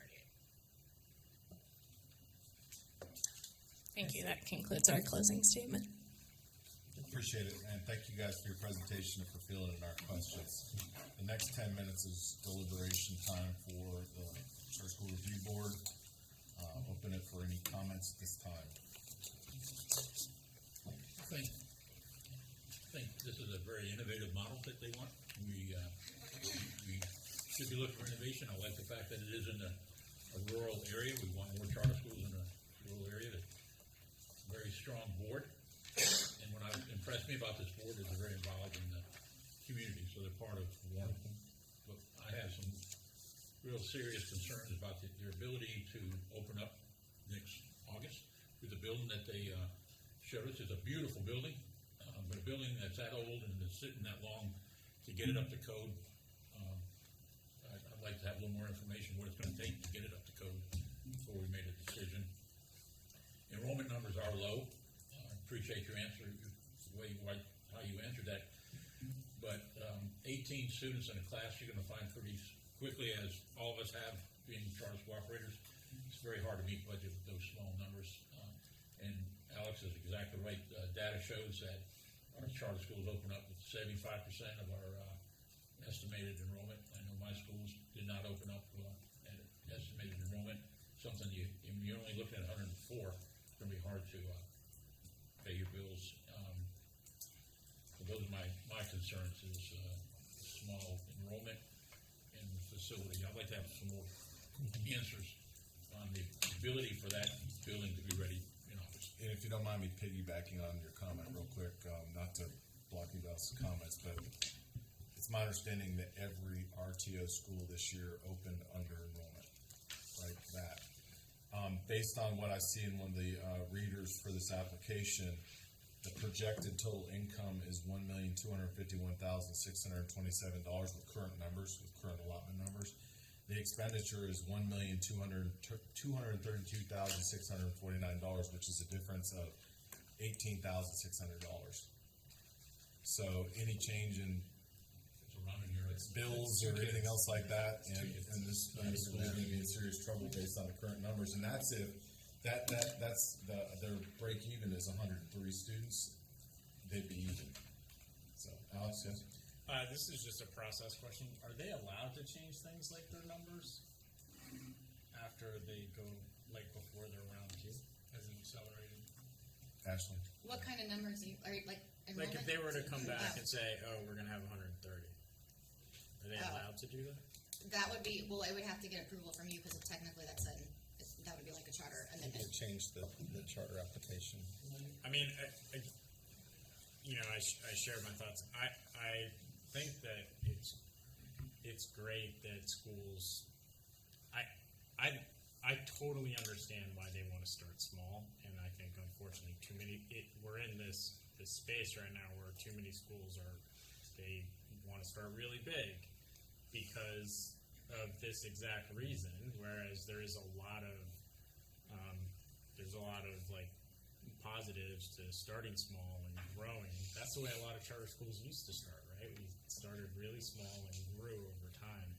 Started in the basement of the church, the good old days, right? Or in the trailers. I think, and part of it also is, the lack of startup funds, so, which I could talk on and on about. Yeah. Part of the problem is we're squeezing out small community-based charters in favor of schools that are backed by CMOs or EMOs. Not that those schools are fundamentally bad or anything like that. It's just I think particularly in rural schools where the opportunity to have large enrollments, there's just, why would you start in a rural school? I mean, all the rural schools tend to be more community members and community-based, so you really need startup funding. If we support a school, they need extra money. Capital funding would be nice, wouldn't it? Yeah, capital funding and startup funding, even a loan from the state that we pay back over time would be really valuable. Maybe that's for the next legislative session. I worry about the numbers because if they're not only the budget, right? The minimum is 80. There's been schools that are at risk of closure. We closed that school in Nash County a few years ago because they didn't hit their number. We closed them in October. this seems like a very strong board, and I believe what they're saying fundamentally. It's just the feelings versus the data. Yes, sir. What I'm hearing is no need to be redundant, but I do applaud their efforts in the mission for the kids and for the community. But it's a business. You have to always keep in mind that schools are businesses. And to be accelerated too for that old building, may not even meet code, or may take years to meet code. Based on what I know about real estate. So. Yeah, I echo a lot of the same comments that have been made. I think this is a really passionate, dedicated board. I do sit here thinking that the question that Mr. Machado asked was why accelerated, because that bar is even higher. And I agree that the enrollment figures are giving me pause. I will be honest, it's more than just that. I think the facility is probably can be a wonderful facility, but like the budget you submitted, you have a surplus of $11,000, $12,000. That is already spent if this facility doesn't have a sprinkler system. That alone. And we all come from our own experience. I just built 2 buildings on my campus. I didn't get zoning done in a couple of months. One took over a year. I hope maybe Warren County is easier than Holly Springs. I'm sure it is. Probably is. They just need to get a I missed that part. You said it had to get a rezone for Educational Yeah. facility. It's got to get its certificate. It just has to be. It's already zoned. Oh, okay. Special use permit. special. Yeah. That's what it's going to take because of the sprinkler system alone, and it's going to. Yeah. I also just have questions about the budget. I asked the question about the zero in staff development. There's no budget for technology for classroom instruction. There's software. There's no data manager for the first year. There's no. This is a school that's focused on the farm. There's no grounds or maintenance position funded in the first year. I think everything that they've said can be true in terms of the declining enrollment in Warren County and why families are leaving, why they, as parents themselves, the concerns they have, the interest of an education that has sort of an ag focus, it's coming from someone who grew up in that environment in a very rural community. All of that can be true. But I have real concerns about being able to open this up next year. I have those concerns as well, and I wish it was a regular timeline. I really think an accelerated has to be a school that's essentially already in operation. I just don't. We have so many schools that are automatically just are getting delayed year after year. I think this is the type of school that has a stronger likelihood. Again, I do think we need to, and as a person that was appointed by the state board to try to play how they think, this would be, I think, the first school that would run directly into this financial authorization issue that the state board is going to have. They're going to say the school's too small, it's accelerated, here's all the data on the accelerated apps. And I think it might be an interesting to go through that. I'm concerned that it would get, so for example, if the state board blocks it at first pass and sends it back to us, they're not going to hit that. I understand what you're saying. I guess I look at it from. I understand exactly what you're saying, but I think the new law, we're the decider, right? Yeah. And agreed. If it doesn't pass, I'll just word it this way. I don't need I'm not going to make my decision based upon whether I think it's going to pass through the state board. I don't think this school is ready for next year opening. Okay.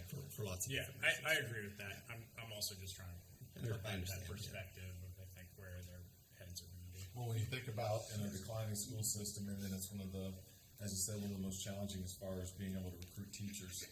And then you're talking about a specialization of a certain kind of curriculum inside that. It's not just a math class, it's an outdoor math class with hands-on learning and all that other kind of stuff. It's getting the staff in this short amount of time also is going to be, and getting them trained and ready to go in that first year, to me, is just as we were going through this, I keep thinking about how many times we've said in our sessions about be careful when you apply for a accelerated, because to your point, it's not like you've got to be ready to go day one. And it just seems to me there's a lot still to do.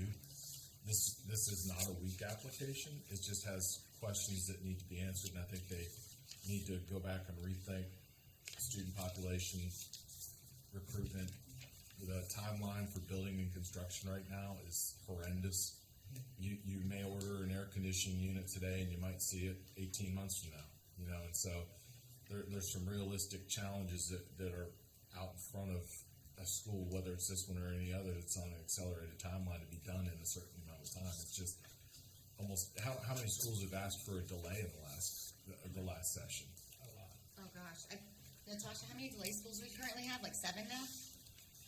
Yes, we have 7 delays. And then in terms of enrollment, you'll hear a report next month, but of our 7 RTO or new schools, including 3 that were in heavily populated Mecklenburg, everyone is under enrolled. I do just want, I do think that what I'm given the board's commitment, their connections to Warren County, their experiences, like I think if anybody could find those types of teachers, I think they could. When I worked at Teach for Merit, I spent a lot of time in Warren County. We used to place a lot of teachers there. I don't think they do as much anymore. It is a hard to staff situation, but I think these folks with the unique model could really do it. I think that we need charter schools that are innovative, and I think this certainly fits that bill, and we need charter schools in a rural community, and I think those schools should be prioritized over schools that are essentially replicating. They're just doing school.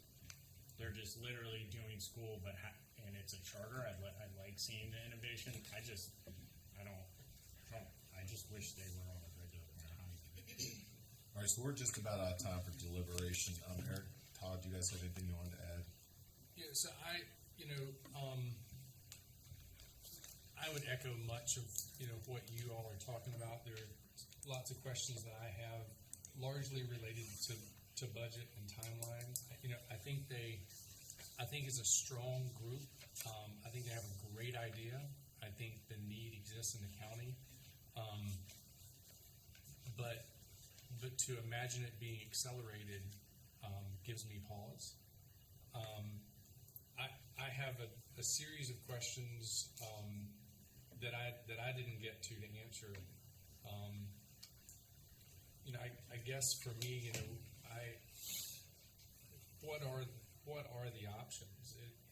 They can't change from being accelerated, but is there a world in which they can answer 75 more questions and we feel better about it in a month from now? I don't know. So our options after we have actually 3 options today before us is to vote to move the school to ready to open, bring them back for a second interview, or to decline the accelerated application. Those are really the choices that lay before us. So the question would be, if we're bringing back for a second interview, is, I think Todd just pointed out, are we going to get the answers to the questions we need to feel more comfortable that this school would be ready to open in August? So that's really what lays before us is approve, bring back for a second interview, or decline. Well, and I would say with the accelerated, it's like approved now or decline. Or it's done. Because they can't wait another month because it's Eric, did you have anything you wanted to add? That's right. I'm sorry, I forgot that. I think that's a fair question. I think the concerns that we're having or being expressed, concerns I'm having, is okay, maybe if we invited them back for a second interview and they come back in October, November, and we've learned that it's going to cost X to get the facility up and running, but it doesn't change the enrollment numbers, doesn't change some of the things that aren't in the, and they're really not allowed to change the application Yeah, I didn't see specifically. much about, like, one of the questions I had, Todd, was the grading and promotion. How do you grade and promote a student from one grade to another grade? So there's, yeah, there's a lot of questions to still answer. So I guess basically where we stand at this point in time, is there anyone that's on our board that's ready to make a motion?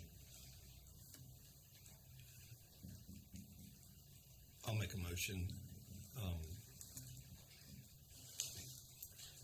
that Warren Young Explorer School not be approved for an accelerated opening. Okay, we have a recommendation for not being open. Do we have a second? I second that. All right, before there's a vote, is there any discussion or any additional information? I know that the board members sitting there are disappointed to hear that motion and that second. I guess I would just encourage them to keep the dream going. I think there's a real value in this. I think there would have been I think we would be having a very different review of this application if it were not an accelerated. So this vote is not a lack of support for the idea or the concept that you have at all. Yeah, this is exactly the type of application in a lot of ways I think we want to see, and would encourage them to reapply, but it is a long road and arduous to get a charter. The bar for entry is high, particularly for accelerated apps. My 2 cents on it is the rationale for using or going the accelerated route be because there's a high demand right now and something needs to be done immediately. I get that, but I think also knowing that you've got a strong structural base and some of the questions that were raised today, I think will help address that if you choose to pursue this in a different application. And it also buys more time for some of the groundwork to be done that it sounds like is already underway. So again, I would hope that understand the disappointment probably with the motion in the second, but also understand that there is viable belief in this application as a whole. And so just keep that in mind. Any other comments? All right, Ashley, roll call. Bruce Friend, Aye. Hilda Parlay, Approves. Alex Quigley, Aye. Todd Dogby, Regrettably, aye. Dave Machado, Aye. John Eldridge. Aye. Okay. The application is not approved. Thank you for your time today. Let's take let it be known that in the first meeting of the CSRB, we are actually ahead of schedule after our first applicant. I'm sure that will be changed shortly, but let's take a 10-minute break. Reconvene at 11:10.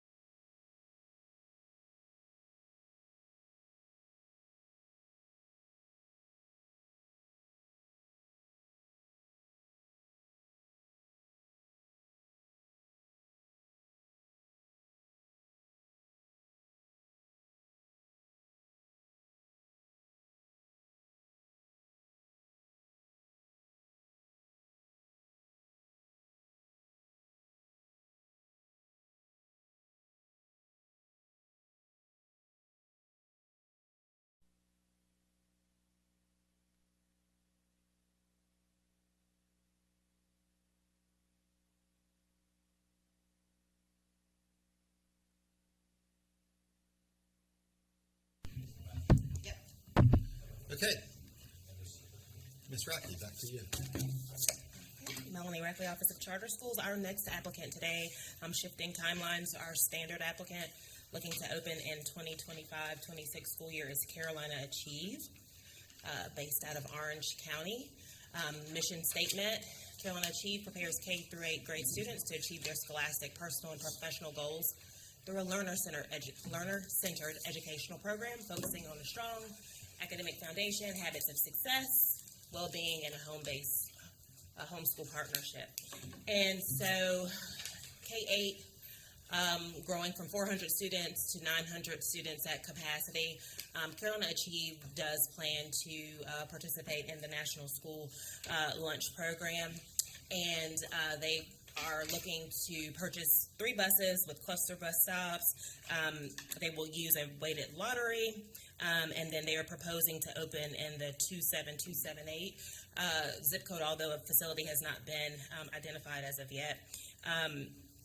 They are not a repeat applicant. They did receive application assistance from Leaders Building Leaders, and their application was deemed complete by the Office of Charter Schools.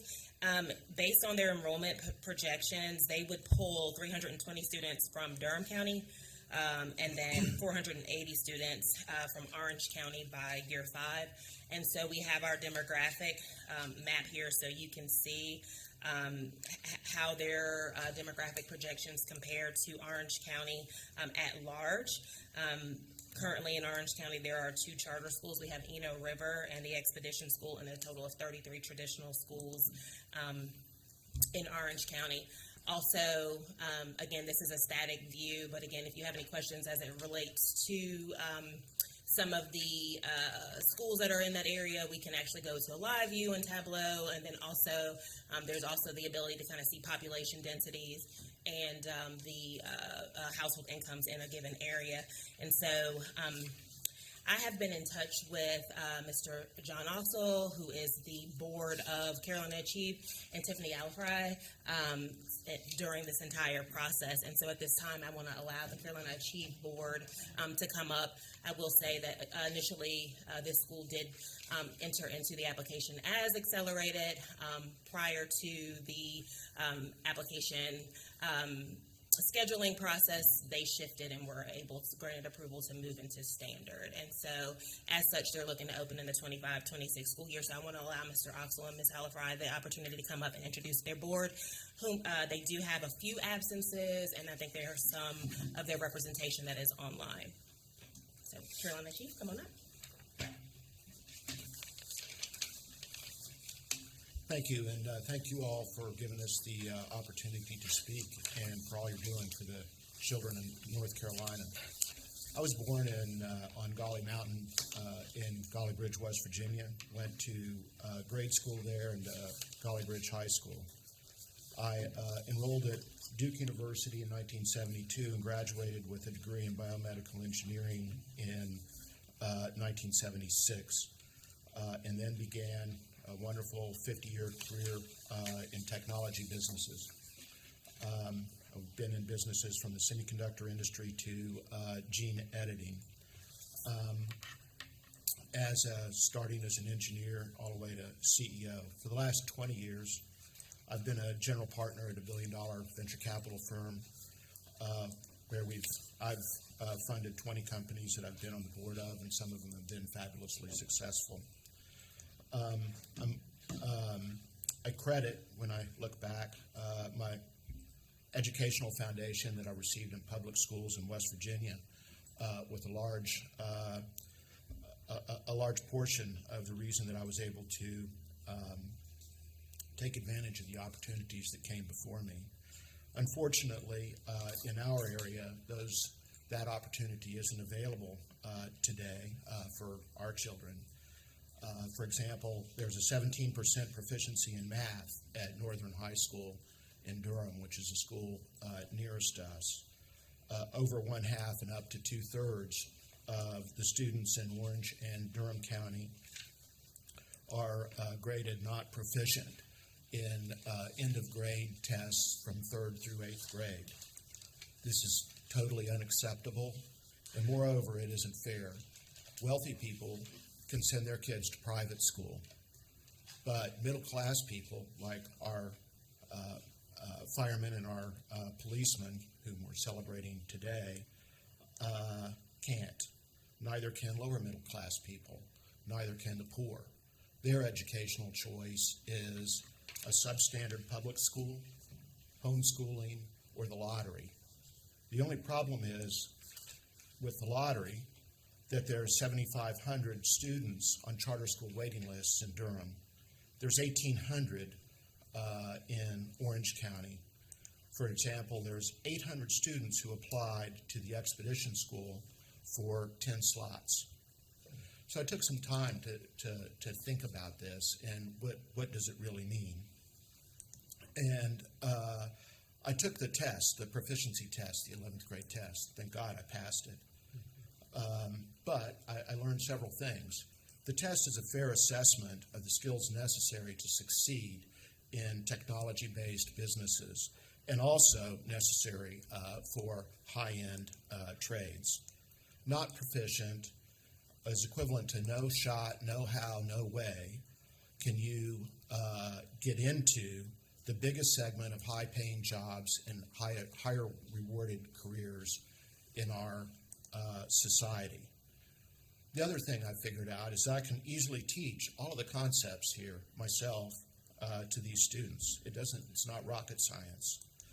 So my wife and I, decided to start a charter school. We convinced Tiffany here, whom you'll hear from later, to move up from Florida and get involved. We have a great, passionate, been there, done that board who are very familiar with charter schools. The school is going to be rigorous reading, writing, arithmetic with an entrepreneurial studies overlay. The rigorous reading, writing, arithmetic will use pedagogical techniques employed by highly successful charters nationwide. And Tiffany's employed them at her school, where she was second in charge, Orlando Math and Science, which was the #1 charter school in Florida and the number 15 nationwide last year. The entrepreneurial studies comes from Uncharted Learning in Chicago. It's being used in nearly 300 schools nationwide and growing rapidly. Entrepreneurial studies provides a focus for the academic and a connection between classroom and real world. And it also teaches habits of success. These are listening. It's important to talk to and understand customers and coworkers. Persistence in the face of adversity. Changing course when that's necessary. Working on teams and leading teams. So we're very excited about this, and we hope we can convey that excitement to you all over the next hour. I'd like to have Tiffany. Thank you, John, and thank you for everyone coming today. Very excited to be here. I am a current Orange County resident and charter school parent. My name is Tiffany Al-Rafai. I am a founding member of 4 schools, an educator for the last 19 years. I have taught English, math, science, and social studies, and been a school leader in elementary school, middle school, and high school. My goal over the last 19 years has been to create schools where all students can succeed, inclusive of socioeconomic background, ability, identity, religion, race, and any other protected status. My goal for Carolina Achieve is to ensure that every child in Orange County and the surrounding counties have the ability to go to a school that helps them thrive. As a parent moving to Orange County last year, when my son was looking to get into a school, we found it very difficult for him to transition into the public school system. And when we looked to apply to a charter school, there were waiting lists at every door. It wasn't till this year, when someone had dropped out at another charter school, that my son got in. I want to ensure that every child, regardless if they've been here since birth or if they're moving into the area, like many of the residents who are coming into the area to get all the wonderful jobs in the Triangle, has an opportunity to attend a great Orange County charter school. Thank you. Is Tom on right now? There's Tom.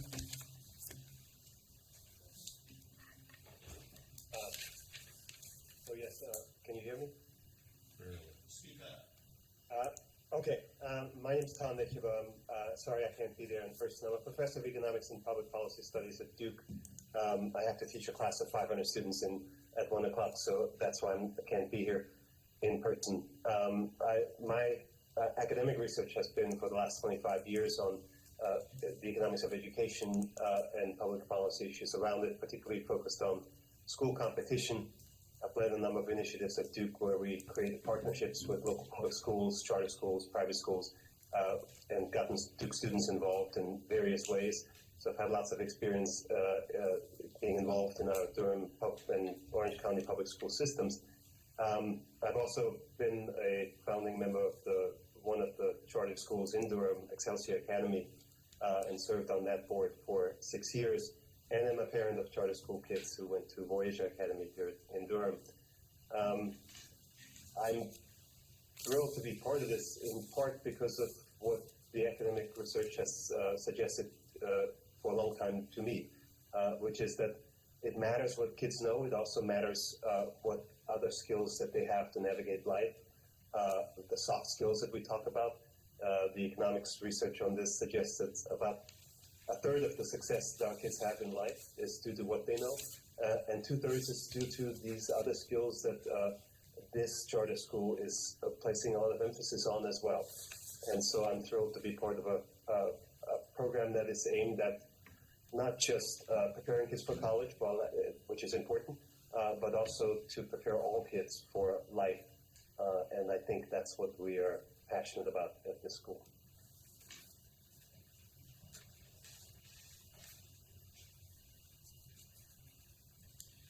Good morning. My name is Charles Lopez. Oh, that was cool. Sorry.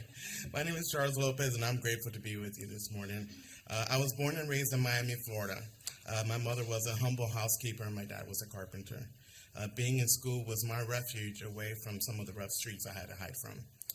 So fast forward a couple decades, and a couple credentials later, I sat as a board member and then board president of our charter school in Miami, Florida. Where I was able to have direct impact on the care of students and engage the community to better serve my students and their families. But here's why I love charter schools. See, it's been about 13 years since a young man sat in front of my desk and told me that he was homeless, and his parents did not want anything to do with him. My wife and I adopted Andy, and he's been part of the family since. My school was a Nat Promise school. Its main reason for success, according to the students, was how we showed that we cared. That in and of itself was the difference. Now, as head of people for a reputable landscape company here in the Triangle, I bring the same level of compassion, empathy, and a desire to build community bridges to better serve our community. So finally, in the last 2 years, I've been blessed to travel the state of North Carolina a few times, and I hosted and encouraged political candidates and elected officials to engage the Hispanic community. Today, I also serve the state as a board member within the Governor's DEI Commission.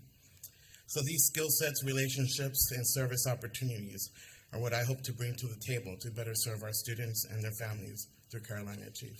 Thank you for your time. And do you have, we are out of time for the intro, but do you have one more board member to introduce? Or, okay, I'll allow it. Go ahead. Hello, beautiful people. My name is Michaela Booker. I will keep it brief so you all can get to lunch quickly. My name is Michaela Booker. Again, I come from Durham, North Carolina as a native, but also as a wealth advocate. I'm the executive director of Wall Street Juniors, where we believe in increasing behavioral economics so that we can empower communities that look like us, who sound like us, and want to eventually get on the other side of what it feels like to be financially independent. In representation on this board, I've had the pleasure to be with a lot of these individuals that you've heard from today to continue to advocate for students, communities, and families who also want to feel successful. I think it's more for us to actually make it actionable.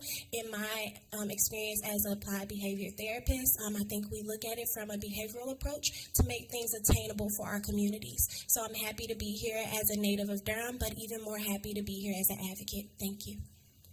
Thank you.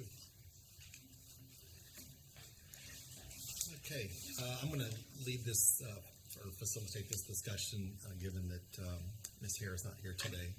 So we're now going to move into our time with the for CSRB members to ask questions directly of the board. And again, board members, just a reminder, if when we ask a question, if you could please make sure you come to the microphone to answer it. That way everyone can hear. So with that, I'll go to CSRB members. What questions do you have, thoughts that you have on this application? I'd like to know more about the success coach. Okay. The student success team. I know we speak of habits of success, but some of it sounded like it may be personal in nature, mental health. So more about that. And why they only have 30 minutes for K-5 social studies and science. And how the homeschool partnership works. Okay. Just, these kind of applications too, generally we'll just kind of toss questions out, and if you guys just kind of jot them down, we'll leave a spot for you to come in. Sorry about that. Well, way to be prepared. I'm ready to go. Just thinking about a program like this, and it stops in 8th grade, and especially when you look at the test data that was shared about the high schools that are around. Maybe I missed it in the application, but thinking of plans for, or at least being open-minded to a 9-12 program to finish off what you started. Mm-hmm. Okay. So I guess the question is, what was the thinking in ending in 8th grade? K-8? I'll add two. Maybe the board members could address. So unlike the school we just interviewed, you're looking at enrollment of 400 in the first year, upwards of 800 by year 5. I'm just curious of the support you might be needing at an administrative level. I didn't see in the budget a position, at least in the first year, and check my accuracy here. I didn't see anything in terms of like a data manager, power school person in the budget. Also didn't look like there was any administrative assistant to the head of school until year 3. So just curious as to the thinking behind that. I mean, you might have a rock star head of school that you don't need any help. So, but any other thoughts or questions? I had a few questions on the calendar. The first year they're going to start off with a regular schedule, and then after that going into a year-round. If I read that correctly, just kind of like to know the thinking behind that, what the process was.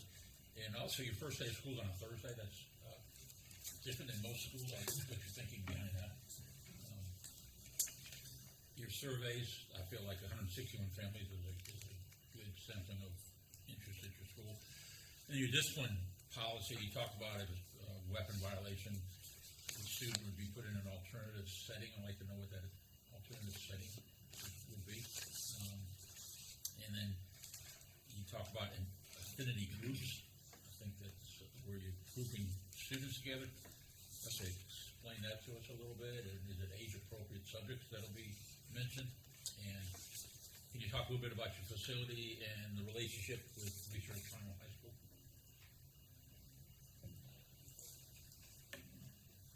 Any other questions from board members, or you want to? So just a couple for starting, and then I think I'll probably have some follow-ups. I want a little clarification on total number of students. There's a place that says 900 and a place that says 800. And I want to know more about this West Triangle High School partnership. You may answer some of that high school question, but it's a little vague in the letter about exactly what that means, but I do see space on one of the versions of the drawing. Just kind of talk more about that. I wanted to, a lot of what I was interested in has been said. I wanted to get more clarity about the anticipated enrollment, specifically the EDS numbers, given what was set up there, and some of the kind of just heartfelt understandings about local poverty. I was surprised, I guess, by the number being that low. The EDS. Well, it says 20% in the application. Is that correct? I'm also a little confused on what the real number is. see EDS subgroups 29. I see economically disadvantaged students 13. I don't know. This could be I'm using 20. Comparing it to Orange County and what they propose in their demographic. Oh, there are 20 less. Well, yeah. So the proposed, is part of its mechanics that they upload as part of their application, and so those numbers will be correctly. No, I'm really interested. All right. Any other? Okay, why don't you, we just fired a lot of questions out at you. I hope why don't you, if you take an attempt to answer some of those, I'm sure we'll have more questions as we go along. And please, if I've forgotten anything, feel free to remind me. Okay, student success team and coach. I have worked at a number of schools where the difference between a student succeeding and a student not succeeding, regardless of their background or ability, is in connection with an adult at school. And so creating student success coaches goes beyond the normal advisor, goes beyond the normal homeroom teacher. It is a person that every child checks in with throughout the day 3 times. They have a touch point in the morning when they get in, and that's where we have morning circle, responsive classroom type activities, and that's how you begin the day. Then the student, that could be one of the student's teachers throughout the day, depending on if it's an elementary student or a middle school student. Then at lunch, they come together, and the teachers are having lunch with the students, facilitating conversations, games, really ensuring a second touch point with that child. And then at the end of the day, there's a dedicated period of time where the student success coach will be meeting with every child throughout the week to ensure that that child is gaining progress academically, social emotionally, and they have access to all of the students' grades, so they're able to help them and guide that student as that student creates personal and academic goals. In all grades? In all grades. I've done it with kindergartners, and they are very quick to tell you what they are good at and what they need to work on. So you're welcome.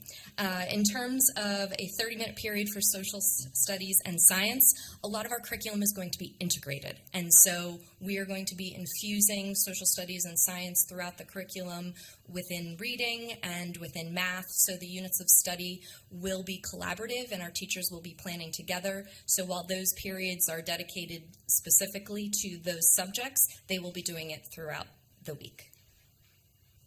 I've worked in schools where subjects learning in silos, everybody knows that subjects learning in silos, students, I'm good at math, I'm not good at English, I don't get this, I don't see how they're connected. And so the sooner that we can connect them starting in kindergarten and the subject matter together, the better for student scores and student achievement contests. Why K-8? We had developed a K-8 model because we feel that that is the best area that we can make the most difference in right now in Orange County. There is the Expedition School that is also another K-8, and they have a large waiting list. And so to be able to alleviate that school, as well as other students who may want to come over from the Durham County area. We are open to a 9 through 12, but again, let's work on what we started with first, and then we can see how everything develops up into high school. In terms of a data manager and whether or not I have an assistant, a data manager will be someone who is going to be an off-site person who is going to be helping us through the program. Acadia North Star, and so Acadia North Star is going to be our data management, and there will be 2 assistants, not one dedicated specifically to the head of school, but one dedicated to student life and the other dedicated to operations. In terms of switching from a regular to a year-round school, the Expedition School and some other schools in the area do have a year-round calendar, and we found that year-round works best through K through 8. And so seeing after the first year if we can move from our extended regular schedule that you have the calendar for now to a year-round school ensures continuity throughout the summer and no learning loss, as well as helping families who may not have the ability to send their children to summer camp. Why start school on a Thursday? Starting school on a Thursday allows us to start and spend 2 full days getting to know the children. Rather than jumping into academics and testing and all the other things about being a school, it's really about orientation and creating those relationships that will last with the students and families during a full school day experience, and then having a fresh start on Monday where you start with the academics. Alternate setting for a weapon violation. I think we're going to be following best practices for the state regarding that, and we'll be working with other schools to see what type of settings they've created and how we can create the best setting for our students at our school if that happens. Affinity groups. I think affinity groups is a larger conversation in which we see that students may have a need to talk, whether students from different backgrounds, different abilities, different religions, different races. Those will be facilitated by the school counselor and age appropriate and with the consent of families. Partnership with West Triangle High School. We have agreed to partner with West Triangle High School, and until we decide if we are going to be a 9 through 12, which at this time we are not, to matriculate, our students would have a matriculation agreement with West Triangle High School that they would be able to, a certain population of them, move up into West Triangle High School going forward. So that's that. Plan on being on the same campus? If we're not on the same campus, I think that right now is a reality. I don't know if that's been decided for them or us, what's going on, but there are a lot of schools that have matriculation partnerships even though they're not on the same campus, and I think it is in our best interest and our students' best interest to partner with strong high schools that allow them to have success moving forward and have the ability to succeed in college, career, and military service.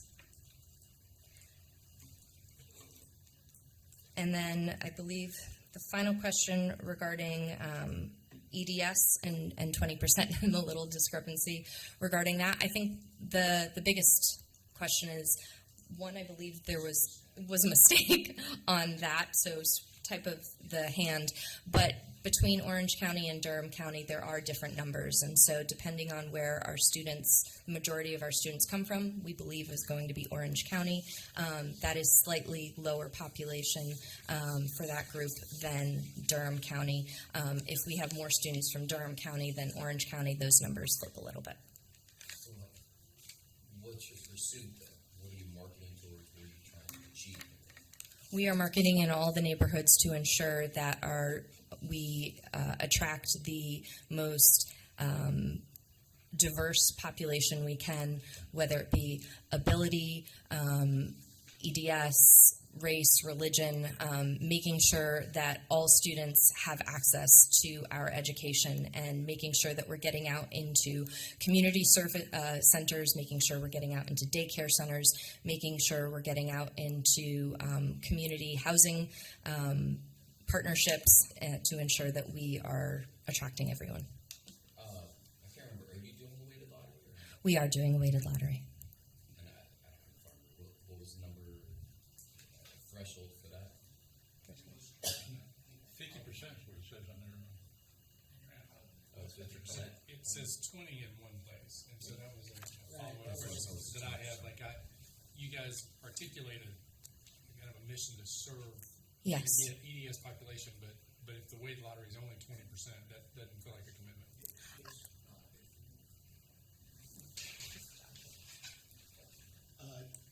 Durham has about 38% of the children in their school as EDS.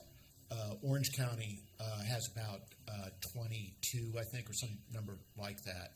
And it's my fault. I did it. I should have probably averaged the two in some way, but it needs to be closer to 30%, I would say, than 20%, so that we get. We want the population to look like the population of Durham and Orange County. We don't want to, I understand. You articulated earlier that those numbers may be skewed in the ability of some to make a choice with private education. If part of what you're doing is offering a pathway for those folks that you describe as middle class, lower middle class, and poor, maybe even a higher number is something to consider. Yes, I think that's a good point.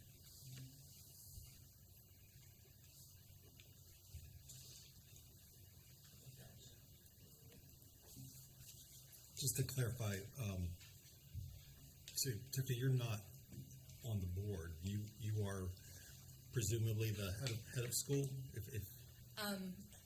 As of right now, I am on the board because of the change due to moving from a accelerated application to a regular application. I've moved from being a paid member, an employee, to a member of the board. Thank you. Back to the question about being on the. I'm not clear. Did you say being on the campus of West Triangle High School is in play, or is it a contingency? For us, the arrangement with West Triangle High School was like a huge blessing. I mean, right out of the box, we were going to have a great place for our early school at a reasonable price, and then we were going to be able to build our forever home on the same location and have the extension agreement for the kids once they graduate, and have nice playing fields around us, and it just like a whole bunch, and only 10 minutes from downtown Durham, and the same from a lot of Orange County locations. But the Board of Commissioners in Orange County put the kibosh on the zoning, and it totally wrecked those plans. So we're in a mode in parallel with trying to figure all of this out, looking at other alternatives within a 5 to 10 mile radius of our initial place. So we believe we can keep the same demographics and the same economics with that. Okay, thank you for that clarification. Hilda? What did you know more about this affinity group? You said with parental consent. What type of subjects or areas are you discussing in the affinity groups? My child, I think it would be as things arise. My child right now, my little boy, is an 8-year-old at Central Park School for Children in Durham. And I just got approached by the counselor that they are going to be having an affinity group for students who are new to the area.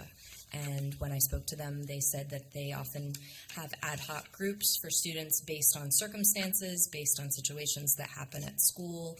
And the counselor reaches out to the families if they would like their child to be a part of different groups. And they have conversations using best practices for counseling and social work in the state of North Carolina. Well, what type of topics? I think it would depend on whatever situation for the school. I don't think this is something that happens on a regular basis. I think that, if there was an incident that happened at a school that maybe, I'm trying to think of an incident. My school in Florida, we had a number of students who did not have homes and were either placed in foster care or placed in other situations. And so the counselor led a group with students to talk about their shared experiences, to provide them with opportunities to talk about what strengths they have coming from these, what areas where they need support, and how they feel. So that is an example. And could there be some adult topics? I think all topics need to be appropriate to the age of the students. But those can occur. Adult topics. yes, they do and can occur, but I think the school needs to follow and be aligned with the mission of the school, with what is appropriate for social and emotional learning for students for different age groups. I don't think the school needs to shy away from having difficult conversations with students. Today, having difficult conversations with students about what happened 22 years ago and the aftermath of what happened regarding that. So, but do you see some legal ramifications that could play into those allowed discussions? I'm trying to figure out. I know you're playing devil's advocate. I get 100. No, I'm just trying to say the right thing in the right way without committing strong language. When I say adult topics, should I just stop you? Stop it. I think you should try to get your question answered. It sounds like the counselor will be able to discuss anything with the kids. Counselors do have, I'm blanking on the, sorry. Well, I would say that during the RTO process, we guide our schools in making sure that they are following any policy or any new legislation that may be occurring via the General Assembly. I would also say that if we looked at the last statistics that were presented at State Board last week regarding student mental health, that an area that definitely needs to be addressed is the student mental health, and I think affinity groups are probably a great way of doing that. Thank you. Yeah, but I was going beyond that. But anyway. Counselors do have a degree of confidentiality with students, but they also have a responsibility to families. And we will ensure that our counseling department and any educator and any staff member at our school follows North Carolina state laws to ensure safety for all children. Other questions? How did you distribute your interest? You shared the interest survey as part of the application. How was that disseminated? Like how did people find out about it? Every way possible, via social media, online. I attended probably about 30 to 40 different community events and had families fill them out, as well as flyers that directed student or families to our website. I went to daycare centers and different community centers, as well as different organizations and events in the community that would draw populations that would include diverse students, including students of different abilities, students of different races, students of different religions, students of different socioeconomic backgrounds. Thank you. If a family wants to not participate in the affinity groups? Yes, thank you. Do they have the option to opt in, opt out, or is that 100%. It is how is that communicated? It's actually opt-in only. Yeah, it's opt-in. I was saying my son got a letter from school about 2 weeks ago, and it stated this is what the topic was going to be. These are how many times that they would be meeting. These are the things that would be discussed. Here are some resources regarding what they were going to be using. And then if I wanted to opt in, I just had to sign the form and return it back to school. Where do they go if they don't? And what happens if I don't opt in? It's an extra thing. It was I believe that my son is going to be. It's different every time, so it doesn't impact learning. So sometimes during lunch, they'll bring his lunch, and he'll have it during lunch, sometimes during recess, sometimes during an extracurricular period or an extra English or math period. So it won't affect content. Instruction. Other questions, board members? I would make the comment that what she describes as infinity groups are are relatively common, at least in Wilmington. My kids have been, I have one of our children who's been in a group for adoptive children, and it was a counselor who reached out to us where he was receiving services at school, and she said, we're doing this, and we think it might benefit for him to be in a small group to discuss some of these things. Was that something that you would be interested in? There was a dreamers group at New Hanover High School at one time. So it's not. I think it's something that is common practice, at least in some middle and high schools. And I assume that's the same kind of structure that you're talking about. Correct. It is the same structure. And to what Ashley was saying, we aren't just educating students academically. If you look at our mission statement, their scholastic, personal, and professional goals. And in order for them to succeed in their academic and their professional goals, we need to ensure that they understand how to help themselves and how to be supported throughout their lives. Okay, thank you. I think we're up against time.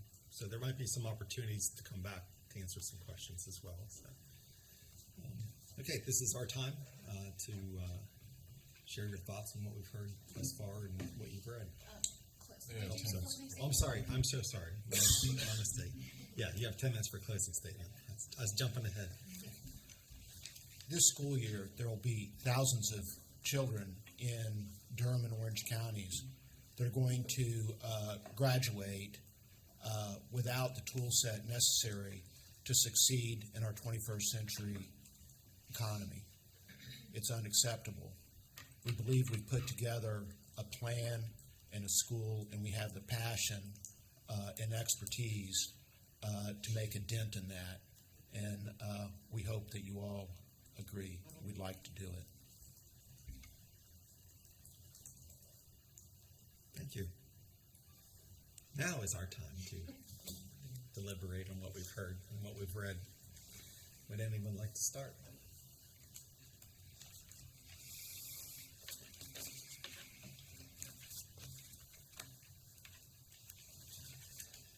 Okay, I'll start.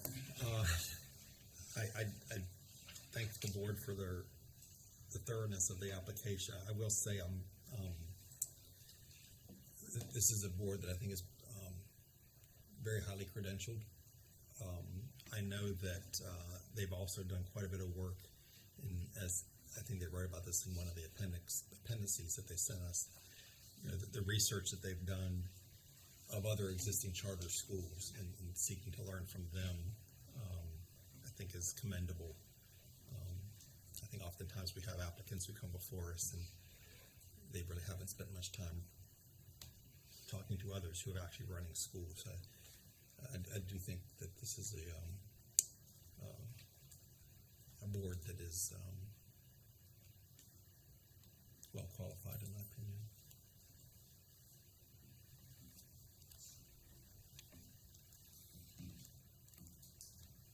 Other thoughts and comments?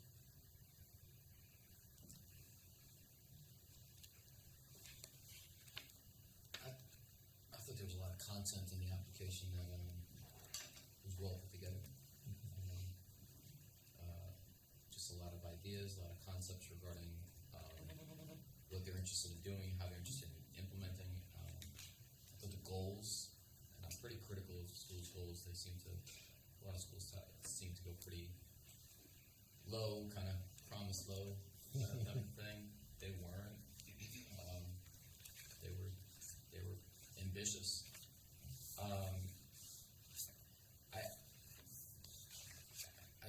I found the answer to the EDS question troubling. I think if they're invited back, they need to have a much clearer answer than messed up, or we're marketing all over the place, and very generic political answers towards that. I think they should have a goal in mind for what they want to achieve, considering all the narratives that came up there in the beginning and all the introductions were centered around equity. A lot of them were centered around equity. You just got to have a more straightforward answer to both your goals, your marketing intentions, and what you want to achieve with the weighted line. I agree with that.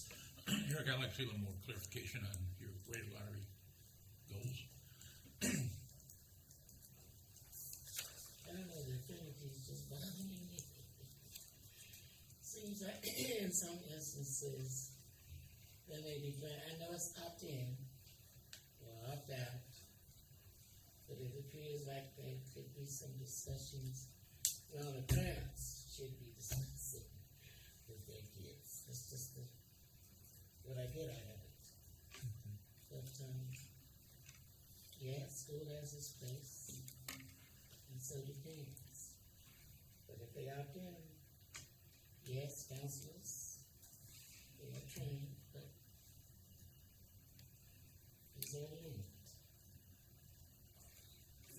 Are you like trying to make that a real world example? If, you know, if 3 students come to the counselor and say, we should have a group on this topic. Or you said there's maybe a threshold where no, that's just not, we're not going to, that the adult at the school is saying, just because you want to have this discussion, we're not necessarily going to have it. Actually, they will tell your parents to discuss it with you, or ask your parents to discuss it with you. Not discuss any topic, whatever it may be, at school with the counselor. And it's just one aspect of the school, but I'm wrestling with it. I'm wrestling.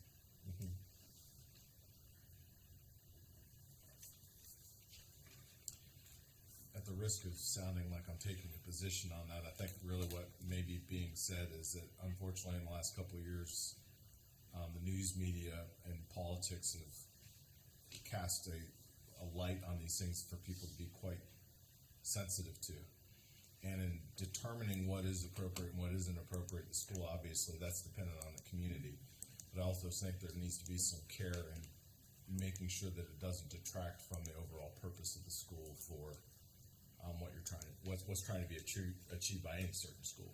So I think it just needs to be, unfortunately, in the era we find ourselves, it's a very sensitive topic, and I think there needs to be a lot of structure around what that is going to look like and what will be acceptable, what won't be acceptable, so that a community knows what it's getting into when it chooses to, because it's a charter school and it's a school of choice.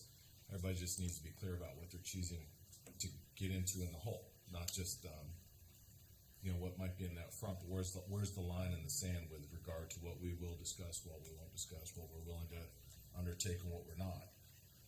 Because when you start having these conversations based on some of the legislation that's come out recently, it really puts a school at odds of making a determination about where will I and where will I not have this conversation with a student, but then based on that, I have to now make a determination about what kind of conversation I'm going to have with a parent. Because, enough said. I think it's one of those things where everybody needs to be very clear with that, especially if you're going to have folks coming into a school of choice and then 2 years later maybe saying, well, that's not what I chose. Just being realistic.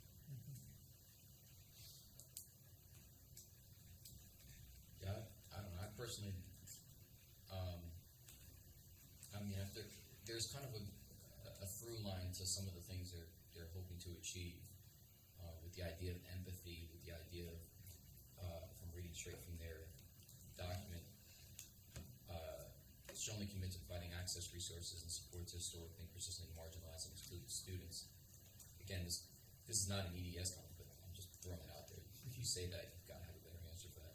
But the homeschool partnership, I see the affinity groups as one of the ways of doing what they're saying they're going to do. And if they're having the homeschool partnerships they say, and they're getting the kids they say they're going to get, and they're in the conversations with the families that they should, I think it'll build what they're trying to build. They're talking about empathy. They're talking about teamwork. They're talking about a lot of different things. So I didn't see any. I actually thought it was a plus. Other thoughts, comments?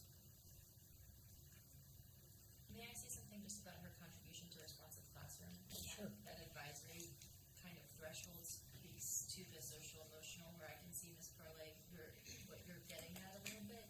But with that structure of morning meeting, I wonder if that's just where the data can be collected for what is needed to get parent insight and perspective. Speaking of like a kindergarten morning meeting class, they might struggle with transition additions, whereas an 8th grade might struggle with high school choice, or a 12th grade might struggle with, what I want to be when I grow up. Those are conversations where if they're happening across the board in that morning meeting structure, responsive classroom really does it in a way that organizes it for teachers to have their scope and their plan, and then they collect the data and they can then yield to their instructional coaches for what they're seeing systemic or individual or small group. So that's where I kind of lent it. When she said responsive classroom, that entire scope for morning meeting provides that construct for the day. Good point.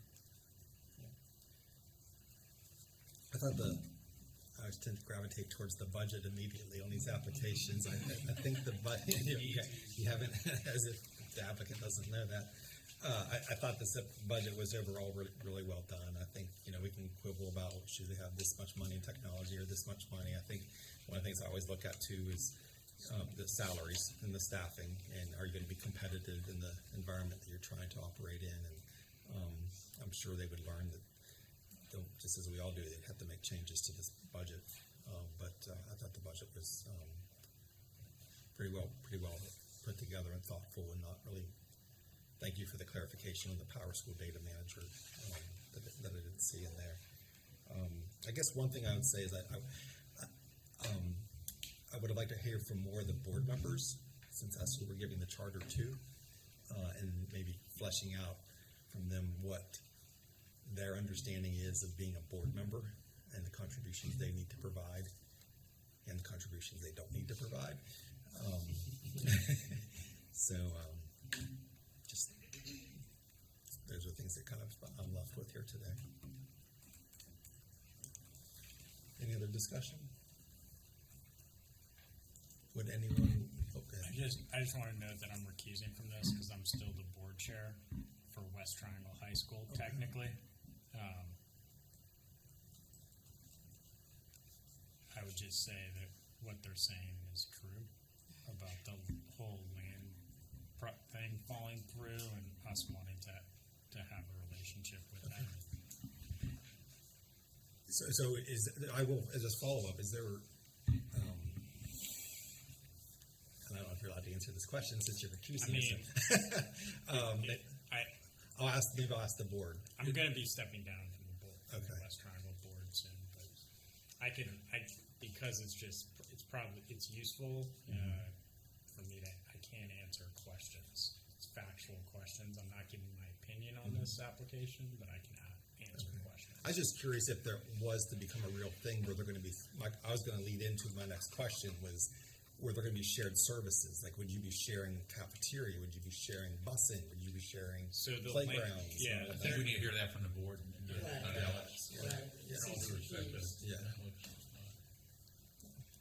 Yes, the idea was to have shared services, and we were in discussions with Joey about that. And there were several comments in the reviews about we didn't have an operations manager. And in the early years, that was one place where we were going to, since we were both going to be on the small side, share an operations manager, for example. Okay, thank you. And so it is, but as far as you know, that opportunity with that school is, unless something changes at the, sounds like the town council or county council, that's not on the table. Yeah, I mean, that opportunity for that piece of land is dead. Okay. And I don't know if that raises questions too about when you do shared staff, about commingling funds or anything else like that, about making sure that there's some sort of agreement or contract for how that happens, so that, because I say that from personal experience. Yeah. Well, it sounds like that's it sounds like it's off the table. It sounds like, what was written in the application was during a time when they felt that might still be on the table. So that's why the facilities is written. Yeah, it was 100% on the table, and the county commissioners met in May, like almost a month after we did the application, and it to me was just totally blindsided. I didn't see that coming at all. Any other thoughts or questions? So I'm going to make a motion that we invite them back for a second interview. I am impressed with the board. I think the application is well written. There's some questions about facility. There's some questions about EBS. You know, I started this morning's meeting with our new role as the approver. It's a high bar, and I'm not inclined to put someone into ready to open after a 45 to 50-minute interview one time. I think that's just how I feel. That doesn't mean it has to be how you feel as fellow members of CSRB. But I think my bar is I also don't want to bring someone back for a second interview if I don't think there's a high probability that that they can be successful in executing this application. So that's how I feel about it. I'd like to go ahead and make a motion that we invite Carolina Chief back for a second interview. I'll second that. Any discussion? Specifically, what do you want them to bring back? That process is, Specifically. well, we will develop through the committees the additional questions that we would have for them. Each committee chair is responsible for gathering those questions from CSRB members, and we would submit them to them in 10 days, and then they'd have a chance to respond.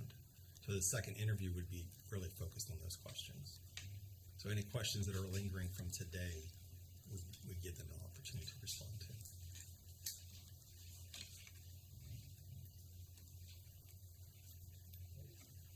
Any other questions or discussion? Yeah, I held a second. No, Or Alex. Eric. Ashley, can we do a roll call vote? Yes. So Eric I'm sorry. So the motion is to bring them back for a second interview. All right, Eric Sanchez, Start here.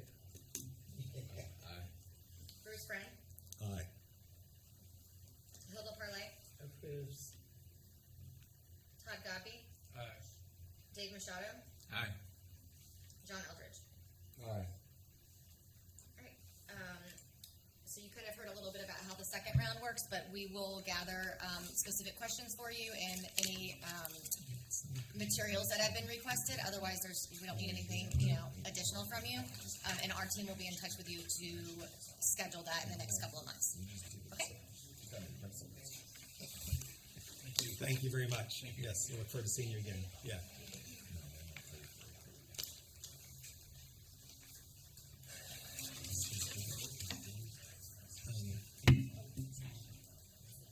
Okay, are we, No, I was going to say, yeah. This next month is going to be this. okay, I think we're breaking for lunch. Thank you.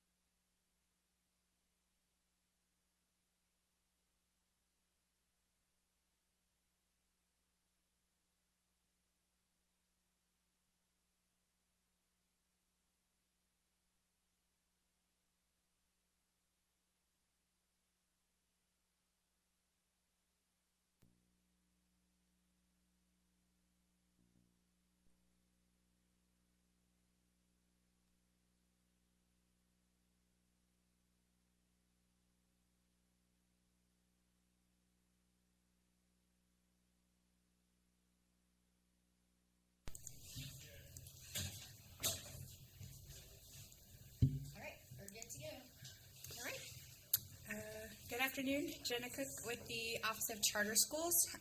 What we have today is I guess this is like the third time you've kind of seen these renewal guidelines.